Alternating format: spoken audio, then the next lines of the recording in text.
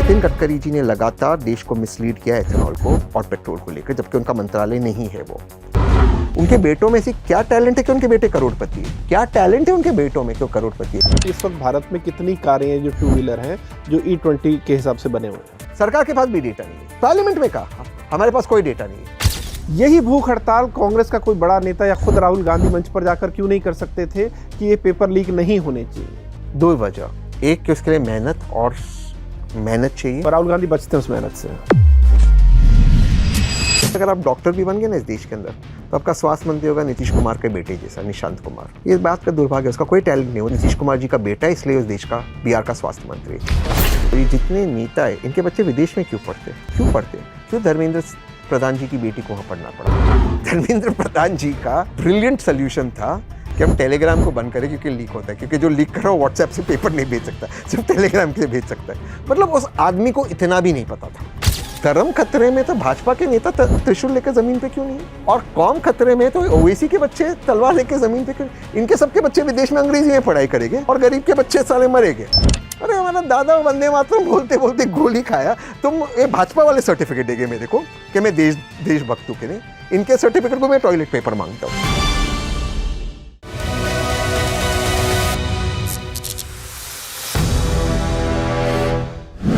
नमस्कार दोस्तों, live Hindustan podcast में आज हमारे साथ एक ऐसे मेहमान हैं जो भारत में E20 के सबसे बड़े फैन हैं। ये इतने बड़े E20 के सपोर्टर हैं कि इनका कहना है कि साइकिल की ट्यूब में भी E20 का पेट्रोल डालना चाहिए। ये प्रोटीन शेक की जगह खुद E20 ब्लेंडेड पेट्रोल पीते हैं। यहां तक कि इन्हें लगता है कि अगर किसी का गला खराब हो जाए तो उसे गार्गल भी E20 के पेट्रोल से ही करना चाहिए। आखिर क्या वजह है कि E20 के इतने बड़े फैन हैं? और इसके अलावा भी इनकी जिंदगी और इनके राजनीतिक विचारों से जुड़ा बहुत कुछ है जो हम इनसे जानेंगे समझेंगे। तो स्वागत कीजिए राजनीतिक विश्लेषक, लाइफ कोच और speaker Tehseen Poonawalla. Thank you Neeraj. Tehseen भाई, बहुत बहुत स्वागत है आपका। Thank you. लेकिन आपने जब इंट्रोडक्शन किया कि E20 का फैन है, मुझे लगा आप शायद नितिन गडकरी जी के बारे में बोल रहे थे। नहीं, मैं आपकी बात कर रहा हूँ। मैं ये भी बता दूं, मैं तहसीन भाई से पूछा कि तहसीन भाई चाय लेंगे कॉफी, तो इनका कहना है कि नहीं, E20 पेट्रोल हो तो बताओ, चाय कॉफी में क्या करेंगे? हमारी मांग है प्योर पेट्रोल और E20 में नहीं मिलता। E20 गडकरी साहब और उनकी है। अच्छा, उनके लिए क्या? अच्छा, तो बुरा नाम आ जाए गडकरी साहब। तो तहसीन भाई, E20 को भी आप लेकर उस पर काफी जोर शोर से अलग अलग प्लेटफॉर्म पे बातें अपनी रख रहे हैं, उस पर हम बात करेंगे। लेकिन फिर भी जो दर्शक हमारा, वैसे तो मुझे ऐसा नहीं लगता कि आपको नहीं जानते हैं या आपकी सोच को नहीं जानते, आप कहाँ से हैं नहीं जानते, फिर भी उनकी नॉलेज के लिए अगर मैं जानना चाहूँ कि तहसीन पूनावाला कौन है, क्योंकि आपका जो बायो हैक्स का वो आपको एथिस्ट बताता है, उसमें आप अपने आप को बताते हैं। पैदाइश से आप एक मुसलमान हैं, इस्लाम तो एथिज्म की इजाज़त उस तरह से देता नहीं। फिर मैं देख रहा हूँ आपने हाथ पे कलावा भी बांधा हुआ है और राजनीतिक विचार आपके बड़े लिबरल हैं। तो ये एक बड़ी कह सकते हैं कि ऐसा विचारों का बुके, ऐसी शख्सियत है जो कम देखने को मिलती है। तो कौन है तहसीन पूनावाला? बस एक साधारण भारतीय जो एक साधारण घर में पैदा हुआ और अपनी मेहनत से आगे आया। ना किसी बड़े नेता का बेटा और ना किसी से कुछ में लेता। बहुत सिंपल। बहुत बढ़िया, बहुत बढ़िया। तो सेल्फ मेड, किसी के बाप ने नहीं बनाया मुझे। और अपने बाप के दम पे आगे नहीं आया, खुद के दम पर आ गया। जितने भी नेता इस देश में, जितने भी आदरणीय प्रधानमंत्री को छोड़ते हैं, सब किसी बड़े बाप के बेटे हैं। भाजपा में भी सेल्फ मेड हूँ। नहीं, बिल्कुल, ये तो हम जानते हैं तहसीन भाई। लेकिन आप तो, अगर मैं गलत नहीं हूं, तो आप तो खुद अपना बिजनेस करते थे, अच्छा खासा था। अभी करता हूं, अभी भी करते हैं। तो उसके बाद राजनीति में इस तरह से यूं कहें कि एक पॉलिटिकल एक्सपर्ट के तौर पर आना, और आप यूं कांग्रेस से नहीं जुड़े, लेकिन आप कांग्रेस की काफी पॉलिसीज का उस तरह से समर्थन करते रहे हैं। तो क्या बिजनेसमैन होने के नाते आपको खतरा नहीं था कि अगर मैं राजनीतिक तौर पर खुलकर अपने विचार रखूं या जैसे अब E20 ऐसे सेंसिटिव मामले पर रखूं, तो इसका असर मेरे काम पर भी पड़ सकता है? हाँ, करेगी कुछ, पर इनसे डरना थोड़ी है। डरते थोड़ी जी सकते हैं, खुद से जीना है। मैं और अब 40s में हूँ। जब मैं आज से 20-25 साल बाद, जब मैं 60s में होगा, एंड आई लुक बैक, मेरे पास जो मौका है, अगर मैंने उस पर मैंने अपनी बात नहीं रखी, तो मेरे में हमेशा रिग्रेट होगा। और जो सही है मैं बोलता हूँ, जो मुझे लगता है सही है। हो सकता है कि गलतियाँ सबसे होती है, बट जो मुझे लगता है सही, मैं उस पर बोलता हूँ और बेबाकी से बोलता हूँ। इनको जो करना है करे। बिल्कुल। और तहसीन भाई, इससे पहले कि मैं E20 वाले सवाल पर आऊं, अभी आपके भाई खुद बड़े चर्चा में है, शहजाद। उन्होंने बीजेपी से रिजाइन कर दिया, हालांकि वो कह रहे हैं कि मैं मोदी जी का समर्थक तो बना रहूंगा। इस पर बड़ी चर्चा, बहुत जिज्ञासा भी है लोगों में कि हुआ क्या, क्या आपको उस बारे में कोई अपडेट है? नहीं, हम लोग बात नहीं करते। बात नहीं करते? नहीं करते। राजनीति के बारे में नहीं कर रहे हैं? नहीं या नहीं, वैसे ही नहीं कर रहे हैं? ओवरऑल हम बात नहीं करते। अच्छा। हाँ, हम बात ही नहीं करते। हम 17 ऑलमोस्ट 10 साल हो गए हम टच में नहीं है। अच्छा, लेकिन अगर मैं गलत नहीं हूं तो 2 या 3 साल पहले आपने एक पॉडकास्ट दोनों ने एक साथ भी किया? सुशांत के साथ। सुशांत के साथ। हाँ, और टीवी शोज पे भी हाँ। वहां तक, बट हम बात नहीं करते, साथ में नहीं हाँ, रहते, हाँ। कुछ नहीं, वो तो नहीं। नाराजगी की वजह राजनीतिक है या व्यक्तिगत नहीं है? नहीं नहीं, मेरे बहुत सारे दोस्त हैं बीजेपी में, हाँ, हाँ। मुझे उससे कोई दिक्कत नहीं है। मेरी दिक्कत ये थी कि हमारे बीच में कुछ ऐसी चीजें थी जो सार्वजनिक नहीं होनी चाहिए। ठीक और अगर हम बात करें तो पब्लिक में, वो एक मुहावरा है ना इंग्लिश में, washing dirty linen in public, वो मैं नहीं चाहता था। तो आई थिंक अच्छा है कि वो डिस्टेंस है। ऐसा नहीं कि मैं उससे प्यार नहीं करता, बहुत ज़्यादा प्यार करता हूँ, मेरा छोटा भाई है, बट कभी डिस्टेंस अच्छी बात है। टॉक्सिसिटी से डिस्टेंस अच्छा है। आप खुश रहो, हम खुश रहे। अगर कभी साथ में होते तो अननेसेसरी टॉक्सिसिटी का क्या मतलब है? तो मुझे लगता है पब्लिक में कुछ बातचीत हो उसे। अभी हम देखते एक एक्टर और उसकी वाइफ रोज सुबह एक दूसरे को गाली देते, क्या मतलब है? उससे आप एक दूसरे से बात मत करो। मैं किसी के पर्सनल लाइफ में नहीं बोला, तो मुझे लगता है कि हो सकता है बहुत प्यार हो तब भी ये चीज हो सकती है। तो आई जस्ट थिंक। लेकिन क्या आपको झटका लगा जब आपको पता लगा था कि शहजाद ने भी? यस। तो आपके लिए सरप्राइजिंग था या क्या रीजन आपको? सरप्राइजिंग नहीं था। कांग्रेस के जो लोग थे जिन्होंने उसके साथ वो गलत किया, उसके साथ वो मैं कांग्रेस के, बीजेपी के लोग? कांग्रेस, अच्छा अभी मैं मुझे लगा 17 की। नहीं, बीजेपी से क्यों गलत करेगी? उसको नेशनल स्पोक्स पर्सन बनाया। हाँ, तो फिर सरप्राइजिंग था आपके लिए उनका बीजेपी से यूं इस्तीफा देना? नहीं, उसने तो 24 में कहा था ना। अच्छा, कि वो छोड़ना चाहते हैं पॉलिटिक्स। अच्छा। हाँ, उसने किसी पॉडकास्ट में कहा था। ओके। मैं उसको ऑब्वियसली मैं जानता हूँ कि मेरा भाई, मैं उससे बातचीत नहीं करता हूँ, बट मैं जानता हूँ कि उसको अपने रास्ते पे निकलना अच्छा लगता है, तो वो ठीक है। वो मुझे लगता है वो 24 में ही छोड़ना चाहता था, बट उसने कंटिन्यू किया। तहसीन, आपको लेकर भी बहुत सारे लोगों का ये मानना है कि आप खुलकर राजनीति में अपनी बातें रखते हैं बेबाकी से। जैसा मैंने पहले कहा, कांग्रेस गांधी परिवार से आपके व्यक्तिगत रिश्ते भी हैं, और आप कांग्रेस की पॉलिसीज का समर्थन भी करते हैं। फिर भी हम आपको कांग्रेस नेता नहीं कह सकते, आप उस तरह से एक्टिव पॉलिटिक्स में, अगर मैं गलत हूं तो नहीं है। 100%। तो फिर उसकी एक वजह क्या थी?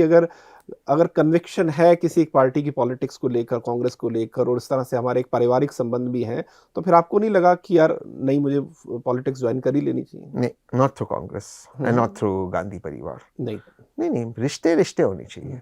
मुझे उनकी क्या हेल्प की जरूरत है? मैं हमेशा दूंगा। मैं एक ही चीज यूनिवर्स से मांगता हूँ कि भाई मैं हाथ ऐसा रहे, कभी ऐसा नहीं। लेकिन पॉलिटिक्स का पार्ट बनने की आपके दिमाग में कभी नहीं आई? उनके साथ नहीं, उनके साथ नहीं। No chance. अच्छा, नो चांस। कैपिटल बोल्ड में। क्यों? ऐसा क्या कर सकते हैं मेरे लिए आदरणीय राहुल जी जो मैं खुद के लिए नहीं कर सकता? राहुल जी, तो मुझे उनसे कुछ नहीं चाहिए। हाँ, मुझे वोट देना है, और मैं भाजपा को वोट नहीं देता हूँ और मैं कांग्रेस को वोट देता हूँ, यहाँ तक ठीक है। बट मुझे बहुत सारी दिक्कत कांग्रेस के साथ भी है। मुझे कांग्रेस की भी बहुत सारी चीजें गलत लगती है। हाँ, भाजपा की मुझे ज्यादा गलत लगती है, बट कांग्रेस की मुझे बहुत सारी चीजें गलत लगती है। और मैं क्यों जाऊँ उस पार्टी के अंदर, और जो मैं दिखता हूँ उस पार्टी के अंदर, जैसे वहां पर लोग हैं इर्द गिर्द नेतृत्व के, मुझे नहीं लगता है मेरा उनसे बनेगा। फ्रेंडली वे में बनेगा, पॉलिटिकली मुझे नहीं लगता मेरा उनसे बनेगा, तो मैं क्यों जाऊँ? लेकिन अभी जिस जोर शोर से आप E20 का मामला उठा रहे हैं, उस पर मैं डिटेल में आऊंगा, आपके ऑब्जेक्शन क्या है, कुछ तो मुझे पता है। तो ये आपको नहीं लगता कि एक स्टेप आगे जाने वाली बात है? क्योंकि एक एक्सपर्ट होने के नाते सरकार की पॉलिसी को क्रिटिसाइज करना या उसको एक क्रिटिकल वे में देखना एक अलग नज़रिया है, लेकिन एक एक्टिविस्ट के तौर पर सड़क पे उतरना, ये कहना कि मैं जंतर मंतर जाऊंगा या मैं गांधी जी की समाधि पर जाऊंगा, वहां जाऊंगा, तो ये एक अगला स्टेप है जिसे हम एक्टिविज्म कह सकते हैं। तो उसकी आपको ज़रूरत क्यों पड़ी? कि आपको क्यों लगा कि नहीं, ये तो मामला इतना बड़ा है कि मुझे ज़मीन पर आना ही चाहिए? ज़मीन पर 5 जुलाई को पहले आए थे। हाँ। तो तब उस वक्त कॉकरोच का भी आंदोलन चल रहा था, और मुझे अब भी याद है जंतर मंतर पे कि उस वक्त 5 जुलाई को ये सारा चीज़ नहीं हुई थी। हाँ। तो वहाँ पे उनके वहाँ भीड़ भी नहीं थी, और हमारे वहाँ 2 या 2,500 की पब्लिक आ गई बिना किसी रिसोर्सेज के, और पुलिस ने बैरिकेड लगाया, लोगों को आने नहीं दिए, जो कुछ भी उन्होंने 5 जुलाई को किया। तब से ये मोमेंटम बन गया, क्योंकि मीडिया ने उस वक्त जब मीडिया थी, उन्होंने वो भीड़ देख के मीडिया भी आश्चर्यचकित हो गई कि ज़मीन पे ये इतना बड़ा मुद्दा है, और हमारे पास वो रिसोर्सेज भी नहीं है किसी पॉलिटिकल पार्टी या संगठन के, या किसी लेफ्ट का संगठन हमें पैसे दे कि हम भीड़ बुलाए, या ये सब जो होता है, तो ये सब वो भी नहीं था। आज तक हमने E20 के टोटल प्रोटेस्ट के अंदर अब तक 2-2.25 लाख रुपया खर्च किया होगा। मैं जेन्युइनली, हाँ, बस उतना ही। उसमें से भी 2 बार जंतर मंतर पे खर्च हुआ ज्यादा। हमारे तो पास ये 2-2.5 लाख रुपए चीन से आया, अमेरिका से आया? नितिन गडकरी जी के हिसाब से हरदीप पुरी के मंत्रालय से आए। वो कहते हैं ऑयल लॉबी फंड करती है, 22 लाख करोड़ की ऑयल लॉबी। तो मैं आज एचटी के माध्यम से कहना चाहता हूँ आदरणीय नितिन गडकरी जी, बिल्कुल हम फंडिंग के लिए ओपन हैं, बिल्कुल पैसे भेजिए। निर्मला जी को 30% टैक्स और 18% जीएसटी देते, कोई दिक्कत नहीं है, प्लीज पैसे भेजिए। बोल दिया हरदीप पुरी जी को और पैसे भेजिए। पैसे लेने में मुझे कोई दिक्कत नहीं, मैं लक्ष्मी माँ का हमेशा स्वागत करता हूँ, लेकिन प्लीज भेजिए। उस पैसे से आप प्रोटीन शेक पी गए फिर? हाँ, प्रोटीन शेक तो पियूंगा, गन्ने का जूस नहीं पियूंगा। बिल्कुल बिल्कुल। तो तहसीन भाई, बिल्कुल शुरू से बताइए, जो E20 को लेकर जो आपका ऑब्जेक्शन है, आपत्ति है, क्या है? आप कई बार ये सीधा कह चुके हैं कि गडकरी साहब ने अपने बेटों का एक तरह से करियर या उनका बिजनेस सेट करने के लिए देश की जनता पर E20 को थोपा है। ये तो बहुत बड़ा इल्जाम है। बेटा बढ़ाओ योजना चला रहे हैं। मैं ये नहीं कह रहा हूँ उनके बेटे का बिजनेस सेट करने को, ये बात मैंने कभी नहीं कही, लेकिन उनका कॉन्फ्लिक्ट ऑफ इंटरेस्ट है क्योंकि उनके बच्चों का एथेनॉल की डिस्टिलरीज है और नितिन गडकरी जी ने लगातार देश को मिसलीड किया एथेनॉल को और पेट्रोल को लेकर, जबकि उनका मंत्रालय नहीं है। वो ऑन रिकॉर्ड है कहते हुए कि एथेनॉल के बाद पेट्रोल 15 रुपए में मिलेगा। ये ऑन रिकॉर्ड है कहते हुए, उसके वीडियो से ऑन रिकॉर्ड है। उन्होंने ऑन रिकॉर्ड कहा कि मैंने एथेनॉल 100 की फाइल साइन की। आप क्यों भाई साइन कर रहे हैं? आप हो कौन? जबकि उनके बच्चों का बिजनेस है एथेनॉल का। ये कॉन्फ्लिक्ट ऑफ इंटरेस्ट है। ऑन रिकॉर्ड है कहते हैं मेरे बच्चों का जो टोटल एथेनॉल का बिजनेस है सिर्फ 0.07% है पूरे भारत के एथेनॉल का। वो 100-125 करोड़ का एथेनॉल का बिजनेस है। इस स्टूडियो में 1 2 3 4 किसका 100 करोड़ का बिजनेस है? इधर आपका है भाई 100 करोड़ का, आपका है, आपके लोग के नहीं है। मैं तो इनमें से किसी को नहीं जानता। उसके पास सिर्फ 100 करोड़ का बिजनेस है, सिर्फ 100 करोड़। इतना ही बड़े नेता है वो, और मैं उनको जानता हूँ, मेरे महाराष्ट्र से आते, मिडिल क्लास घर से आते। अब सिर्फ 100 करोड़ हो गया। उनके बेटों में ऐसी क्या टैलेंट है कि उनके बेटे करोड़पति है? क्या टैलेंट है उनके बेटों में कि वो करोड़पति है? मैं सिर्फ एथेनॉल की बात नहीं कर रहा, मैं ओवरऑल बात कर रहा हूँ। सिर्फ नितिन गडकरी जी नहीं, सब नेताओं के बच्चों के क्या टैलेंट है भाई। ये जो एथेनॉल की पॉलिसी है, मैंने उनका एक वीडियो भी किया, फिर उन्होंने कहा ये एआई वीडियो था, तो मैंने ओरिजिनल वीडियो डाला कि हमने एथेनॉल का स्टैंडर्ड्स अमेरिका से कॉपी पेस्ट करते लगा ये, और हाई कोर्ट में जाके कहते हैं एथेनॉल से मेरा कोई लेना देना नहीं। आप देश को बार बार झूठ क्यों बोलते हैं? आप एक यूनियन मिनिस्टर हो। देखो, नितिन गडकरी जी की बात को लोग गंभीरता से इसलिए नहीं लेते क्योंकि वो श्री नितिन गडकरी जी है व्यक्ति, वो भारत सरकार में केंद्रीय मंत्री है, इसलिए उनकी बात को गंभीरता से लिया जाता है। क्या क्या बात करते? कहते मैं फ्लाइंग बस बनाऊंगा। ये होता क्या है? कहते मेरे पास ऐसी ऑफिस के अंदर स्पेस टेक्नोलॉजी है, ऑफिस में बैठे बैठे मैं देख सकता हूँ हाईवे पे गड्ढे कहां से थे। उस दिन मेरे पुणे में कहा, परसों मैंने 40 लेन का हाईवे बनाया, आपका दिल्ली मेरठ वाला। हाँ। और ऐसा नहीं कि स्लिप ऑफ द टंग था, इंग्लिश में भी कहा 40 लेन्स, हिंदी में कहा 40, जबकि दुनिया का सबसे बड़ा हाईवे 26 लेन का है। अरे हर चीज में आप गलत बोलोगे और आपसे अकाउंटेबिलिटी ना हो, मजाक बना कर रखा है। और पत्रकारों को धमकी दोगे आप, हम कोर्ट जाएंगे और कोर्ट भी एंटरटेन कर रहा है। इनको दिखता नहीं है कि ये आदमी ने कहा है कि मैं पेट्रोल 15 रुपए में दूंगा। अब कोर्ट में जाके कहेगा कि नहीं मेरा पेट्रोल से कोई लेना देना नहीं, तो काहे कह रहे हो आप 15 रुपए में पेट्रोल दोगे? हमारी 2 मीटिंग्स हुई पेट्रोलियम मंत्रालय में, दोनों मीटिंग में उनके लोग बैठे हुए थे। क्यों बैठे थे उनके लोग? क्या उनके ट्रांसपोर्ट डिपार्टमेंट का मतलब है? क्या हाईवे डिपार्टमेंट का मतलब है? तो ये गलत हो रहा है और you have to call it out. Bully नहीं होना है। नितिन गडकरी जी ने बहुत सारे नेताओं को सॉरी बोलने लगाया, पूर्व मुख्यमंत्री को भी। मैं उनसे डरता नहीं हूं और उन्होंने पूरी कोशिश की, पूरी। उन्होंने मतलब जो भी सोशल मीडिया एजेंसी, अब किसकी है मुझे नहीं पता, हमारे बारे में कहने की, पैसे लिए, हाँ लिए, अब कुछ चैट्स निकाले, हमको युद्ध कराना है, धमाल करना है दिल्ली के अंदर। भाई तुम एथेनॉल पे बात करो, तुम एथेनॉल का जवाब दो। 15 रुपए में पेट्रोल क्यों नहीं आ रहा? और आपको मैं बताऊं ये कितना बड़ा स्कैम है। चीनी जो भारत एक्सपोर्ट करता था, आज भारत इंपोर्ट कर रहा है, क्योंकि गन्ना आपने दे दिया है एथेनॉल डिस्टिलरीज को। बिल्कुल डाइवर्ट कर दिया गन्ना। जो चीज हम एक्सपोर्ट करते डॉलर कमाते थे, आज डॉलर खर्च करते इंपोर्ट करेगा, कह रहे हमारा फॉरेक्स बच रहा है। हाँ, यही मैं पूछने वाला था। और चीनी के दाम रिकॉर्ड मार्जिन पे ऊपर आ गए, और ये 2 महीने से मैं कह रहा हूं चीनी में शॉर्टेज आने वाली है, और अब त्योहारों का समय है। ये आपकी पॉलिसी है। पूछे तो कहते हो कि आप देशद्रोही हो, पूछे तो कहते हो कि आप दंगे करोगे, पूछे तो कहते हो आप पैसे लिए ऑयल लॉबी से। और कौन से किसान का भला हुआ है? किसान को जो एथेनॉल के लिए गन्ना देता है 3 रुपया 65 पैसा किलो देता है, सरकारी रेट है, प्रोक्योरमेंट टाइम पे होता है, ये मैं मानता हूं। उसके अलावा क्या हो रहा है? करोड़पति तो इनके बच्चे बन रहे हैं, ये एथेनॉल वाले बन रहे हैं। और एक आपको बताता हूं, हालांकि गडकरी साहब के बच्चों का राइस वाला नहीं है, ₹3,889 में चावल खरीदा जाता, आपके और मेरे पैसे से। वही चावल 2,250 और 2,320 रुपए में एथेनॉल डिस्टिलरीज को दिया जाता, वही चावल। और क्या कहती है सरकार, अगर नहीं देते तो खराब हो जाएगा। भाई खराब हो जाएगा तो आप चावल को ओपन मार्केट में लाओ, हम लोग खरीद लेंगे, दाम फूड इन्फ्लेशन कम होगा, यहाँ पे एक्सपोर्ट करो, डॉलर आएगा। इनको क्या दे रहे सब्सिडी में। तो ये ऐसा बिजनेस है एथेनॉल का। पॉलिसी सरकार ने बनाई, सरकार ने पॉलिसी बनाने के बाद ये एथेनॉल की डिस्टिलरीज को पीएसयू ने लोन दिया, यानी कि आपने और मैंने लोन दिया। अब ये चावल या गन्ने हमारे पैसे से खरीदते, वो भी इसमें सब्सिडी मिलता, फिर एथेनॉल बनाते 72 रुपए प्रति लीटर, और हमारे सस्ते पेट्रोल के साथ उसको मिलाकर हमारी गाड़ी को खराब करते और कहते भला हो रहा है। कैसे भला हो रहा है देश का? मेरे को समझाओ भाई, भला कैसे हो रहा है? ये भला मुझे नहीं दिख रहा, इनको नहीं दिख रहा, इनको नहीं दिख रहा, सिर्फ उनको दिख रहा है, उनका इनकम ऊपर जा रहा है। तो गाड़ियों को तहसीन, जो सबसे बड़ा मुद्दा, अगर मैं बिल्कुल बुनियाद से स्टार्ट करूं, गाड़ियों को जो नुकसान हो रहा है, पहले तो ये बताइए इस वक्त भारत में कितनी कारें हैं जो टू व्हीलर हैं जो E20 के हिसाब से बने हुए हैं? सरकार के पास भी डेटा नहीं है, नहीं है। पार्लियामेंट में कहा हमारे पास कोई डेटा नहीं है। इन्होंने E20 पॉलिसी लाई बिना डेटा के, लेकिन एस्टिमेटेड है वर्तमान में 80 से 90% गाड़ियां सड़क पे E10 कंप्लायंट है 2023 के पहले। 23 वाली। और आप इस कमरे में देख लो, अधिक लोगों की बाइक 2023 के पहले की होगी। हाँ। तो फिर वो 80 से 90% है, वो E10 कंप्लायंट है। उनकी इंस्ट्रक्शन मैनुअल में लिखा है E10 पेट्रोल से ऊपर नहीं जा सकती। आप जबरदस्ती इसमें E20 डाल रहे हो। दिक्कत वहां से आती है, दिक्कत आती है साहब, जो करीबन मेरा अंदाजा है 20-22 करोड़ टू व्हीलर्स। जो व्यक्ति टू व्हीलर खरीदता, अधिकतर आदमी जो टू व्हीलर खरीदता, सबसे महत्वपूर्ण रीजन होता है एवरेज। मुझे जो, आप में से किसके पास टू व्हीलर है? आपने एवरेज देखा खरीदने से पहले? देखा आपके पास है टू व्हीलर? एवरेज देखा? बड़ा इंपॉर्टेंट रीजन था एवरेज, मोस्ट आपके लिए भी, या मैं तो इनमें से एवरेज ही है।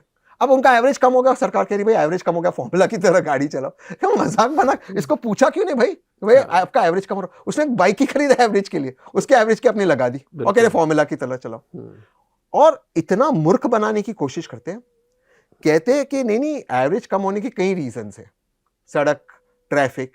भाई ये सेम आदमी है, इसी की गाड़ी है, यही चला रहा है, ये अपने घर से हिंदुस्तान टाइम्स जा रहा है, हिंदुस्तान टाइम्स से अपने घर जा रहा है, वो देख रहा है एवरेज खराब, वही रास्ते पे चला रहा है। हाँ। वही ड्राइवर चला रहा है, वही राइडर चला रहा है, वही बाइक चला रहा है, सिर्फ बदल गया तो एथेनॉल 20, लेकिन कह रहे नहीं आपको पता नहीं है, आप गलत कह रहे हो। तो मजाक बना कर रखा। फिर कहते हो कि आप फॉर्मूला की तरह एथेनॉल डालो और गाड़ी भगाओ। वो बात सड़क है क्या फॉर्मूला की तरह चलाने वाले? और सर एक लॉजिकल बात, एक फॉर्मूला रेस में आप तो सर देखे होगे, फॉर्मूला रेस पिट स्टॉप होता, उसी में मैकेनिक्स होते हैं। हाँ। उसी में गाड़ी का सर्विसिंग होता, उसी में गाड़ी का इंजन के पार्ट्स चेंज होते हैं। 2-3 रेस के बाद इंजन ओवरऑल होता, 8 रेस के बाद गाड़ी का इंजन चेंज होता। ये गरीब आदमी करा सकते हैं, मिडिल क्लास आप और मैं नहीं करा सकते यार। 500-600 किलोमीटर के बाद इंजन चेंज। और एक आपको चीज बताओ, इनका एक नया MP आया है, इंजीनियर है वो, कोई वो 3rd स्टैंडर्ड की जो साइंस की लेबोरेटरी एक्सपेरिमेंट करते, सारे लोग चीयर करें, क्या मस्त समझाए एथेनॉल। मैं उस पर भी आता हूँ सर। जो फॉर्मूला कार्स होते हैं ना, क्योंकि उन्होंने फॉर्मूला का भी जिक्र किया, जो इंजन होता है ना और जो पेट्रोल होता है, जो पेट्रोल की कंपनीज देती है फॉर्मूला कार्स, मान लो फरारी और मैक्लेरन, और मान लो शेल कंपनी उनको पेट्रोल देगी फॉर एग्जांपल। शेल जो पेट्रोल देगा ना, फरारी को भी अलग देगा, मैक्लेरन को भी अलग देगा, वो उसके इंजन के हिसाब से पेट्रोल बनाता है, वो भी अलग बनाते हैं। हाँ, वो ये कोई अपने पेट्रोल का उनका BPHP का पेट्रोल नहीं होता, उनको रेस जीतना है। हाँ। वो पेट्रोल भी टेलर मेड होता है उस इंजन के लिए, वही तो उनका इंजीनियरिंग प्रोग्रेस होता दिखाने को। सही बात है। तो वो कंपनी के साथ बैठते ऐसा ऑयल डाले, इसलिए कॉमन ऑयल पेट्रोल का नहीं होता फॉर्मूला में। सब अपना पेट्रोल ले आते भराने। यहाँ से बाहर पेट्रोल पंप से नहीं भरवा रहा। मतलब वो क्या मजाक बना। अच्छा वो MP है उनके, शायद आंध्रा के या कहीं के, वो साइंस का एक्सपेरिमेंट किए और बता रहे देखो पेट्रोल सूट छोड़ता है एथेनॉल। भाई एथेनॉल के फॉर्मूला में ही ऑक्सीजन है, O is for ऑक्सीजन। हाँ। वो ethanol carries its own oxygen, इसीलिए वो सूट नहीं छोड़ेगा। आप वो भगोने में और छोटे से कंटेनर में बता रहे सूट आ रहा है, ऑब्वियसली पेट्रोल में ऑक्सीजन नहीं है। अब टेबल के ऊपर साइंस का 5th स्टैंडर्ड, ये 3rd स्टैंडर्ड की केमिस्ट्री है, वो करते आप लोगों को समझा रहे हैं। ये क्या गाड़ी के अंदर ऐसे चलता है पेट्रोल, और लोग भी इसको। लेकिन तहसील इस सरकार की दलील से आप कितना सहमत है? उन्होंने कहा कि जैसे अभी ईरान और यूएस का विवाद था, स्टेट ऑफ हॉर्मुज बंद था, तो गवर्नमेंट ने कहा कि देखिए हम इसलिए सरवाइव कर पाए उस पूरे संकट को क्योंकि हम E20 के ऊपर पहले से निर्भर थे, वरना हमारे ऊपर इतना दबाव आता और हम जरूरत पूरी नहीं कर सकते। तो ये सरकार अपनी तरफ से फायदा गिना रही है, तो उस पर आपका क्या कहना? झूठ बोल रही है, क्योंकि भारत पेट्रोल इंपोर्ट ही नहीं करता। भारत कच्चा तेल और क्रूड इंपोर्ट करता। स्ट्रेट ऑफ हॉर्मुज बंद है, आपकी वैसी लगेगी। पेट्रोल आप इंपोर्ट, भारत पेट्रोल एक्सपोर्ट करता है। भारत दुनिया के सबसे बड़े रिफाइनरीज में से एक है। नेपाल, भूटान, बांग्लादेश भारत से पेट्रोल खरीदते हैं। यूक्रेन डीजल खरीदता है। हम कच्चा तेल इंपोर्ट करते, पेट्रोल डीजल एक्सपोर्ट करते, और फिर कच्चा तेल जो आता है, पेट्रोल उसका महज 20% हिस्सा है, उसका 20% एथेनॉल है। सही बात है। कितना मूर्ख बना रहे इनको लगता है सारे बेवकूफ है। भाई अगर आपको ऑयल क्राइसिस से बचना है, जो एक लेजिटिमेट चीज है, ये मैं मानता हूं, दो चीज करनी है, जो वाजपेयी जी ने कल्पना की थी और मनमोहन सिंह जी ने एग्जीक्यूट किया था कि स्ट्रेटेजिक रिजर्व्स होना चाहिए। ये कल्पना आदरणीय वाजपेयी जी ने किया था, एग्जीक्यूट मनमोहन सिंह जी ने किया, इनॉग्रेशन मोदी जी ने किया 16 में। तो स्ट्रेटेजिक रिजर्व्स बनाए। इसका सेकंड फेज का क्या हुआ स्ट्रेटेजिक रिजर्व्स का? जितने भी आज स्ट्रेटेजिक रिजर्व्स है भारत के पास तेल के, वो मनमोहन सिंह जी ने इंफ्रास्ट्रक्चर बनाया, वो पीएसयू भी उन्होंने सेटअप की थी, और उसको कैबिनेट नोट वाजपेयी जी ने दिया था। मोदी जी ने सेकंड फेज का डिक्लेरेशन किया। कौन सा रेडी हुआ? आप एचटी बता दीजिए। सेकंड, आपकी निर्भरता, आपके डिपेंडेंस क्रूड ऑयल पे, जब मनमोहन सिंह जी के करीबन 78-79% राउंड फिगर, आज ये 88-89% हो गया। ये बड़ा है। आपने कौन सा हाइड्रोकार्बन एक्सप्लोरेशन किया? आसाम का आपका प्रोजेक्ट शुरू नहीं हुआ। थर्ड, इसी 10 साल के अंदर सबसे ज्यादा पहला स्ट्रेटेजिक रिजर्व्स अमेरिका के पास था, आज चाइना के पास है। चाइना ने 10 साल में स्ट्रेटेजिक रिजर्व्स बनाया है। हमने क्यों नहीं बनाया इंफ्रास्ट्रक्चर बनाने को? जापान में बाय लॉ है इतना स्ट्रेटेजिक रिजर्व्स होना, हमने क्यों नहीं किया? एंड जापान भी अपना सारा क्रूड इंपोर्ट करता है। बिल्कुल। तो कहने का अर्थ है कि आपको ये बिल्कुल सही है कि ऑयल शॉक्स हो सकते हैं, नोबडी इज डिनाइंग इट। इसका जवाब एथेनॉल नहीं है, इसका जवाब है मल्टी फ्रंट स्ट्रेटेजी।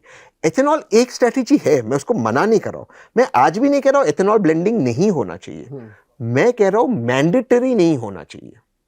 हाँ, ऑप्शन होना चाहिए। वही तो लोकतंत्र है। दुनिया का सबसे बड़ा एथेनॉल प्रोड्यूसर अमेरिका है, उसने क्यों नहीं किया एथेनॉल 20 मैंडेटरी? सही बात है। वो क्यों नहीं कर रहे? क्योंकि उनकी गाड़ियां रेडी नहीं है। हाँ। ब्राजील में आज भी चॉइस है। ब्राजील में 70s में प्रोग्राम शुरू हुआ। तो आपने इस प्रोग्राम को प्रीपोन किया जबकि इसकी जरूरत नहीं थी, और गाड़ियों को दिक्कत आ रही है। अब उन सब चीजों को आप छुपाने के लिए झूठ बोल रहे हो, और एक झूठ बोलने को आप 1000 झूठ बोल रहे हो। हाँ। दिक्कत वहां पे आ रही है। तो सरकार का इसमें यह भी कहना है ना कि चूंकि अभी जैसे कई बहुत सारे लोगों ने जो एथेनॉल के इस बिजनेस में आ चुके हैं, उन्होंने पीएसयू से इतना लोन ले लिया है, अगर हम पीछे हटते हैं तो एक तो एनपीए बढ़ जाएगा उन बैंकों का, और जिन लोगों ने काम खोला है उनको भी नुकसान हो जाएगा। तो हमारे लिए पीछे हटना बहुत मुश्किल है। Very good question. आपके बाइक है, लोन है आपकी बाइक का? आपने लोन है, आपने लिया लोन?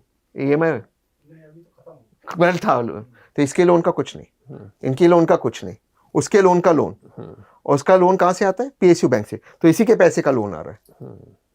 भाई जबरदस्ती आपने लोन लेकर खलवाया, पॉलिसी बनाई, और ये बात उन्होंने हमें भी कहा पेट्रोलियम मंत्रालय में कि पीएसयू का उन पे लोन है। हमने उनको सोल्यूशन भी दिया। पहले मैं क्रिटिसाइज कर दूं फिर सोल्यूशन देते। इन्होंने कहा कि हमने एथेनॉल, अगर हम नहीं देंगे एथेनॉल 20, तो इतना हमने लोन लिया, तो एथेनॉल के प्रोडक्शन का क्या होगा?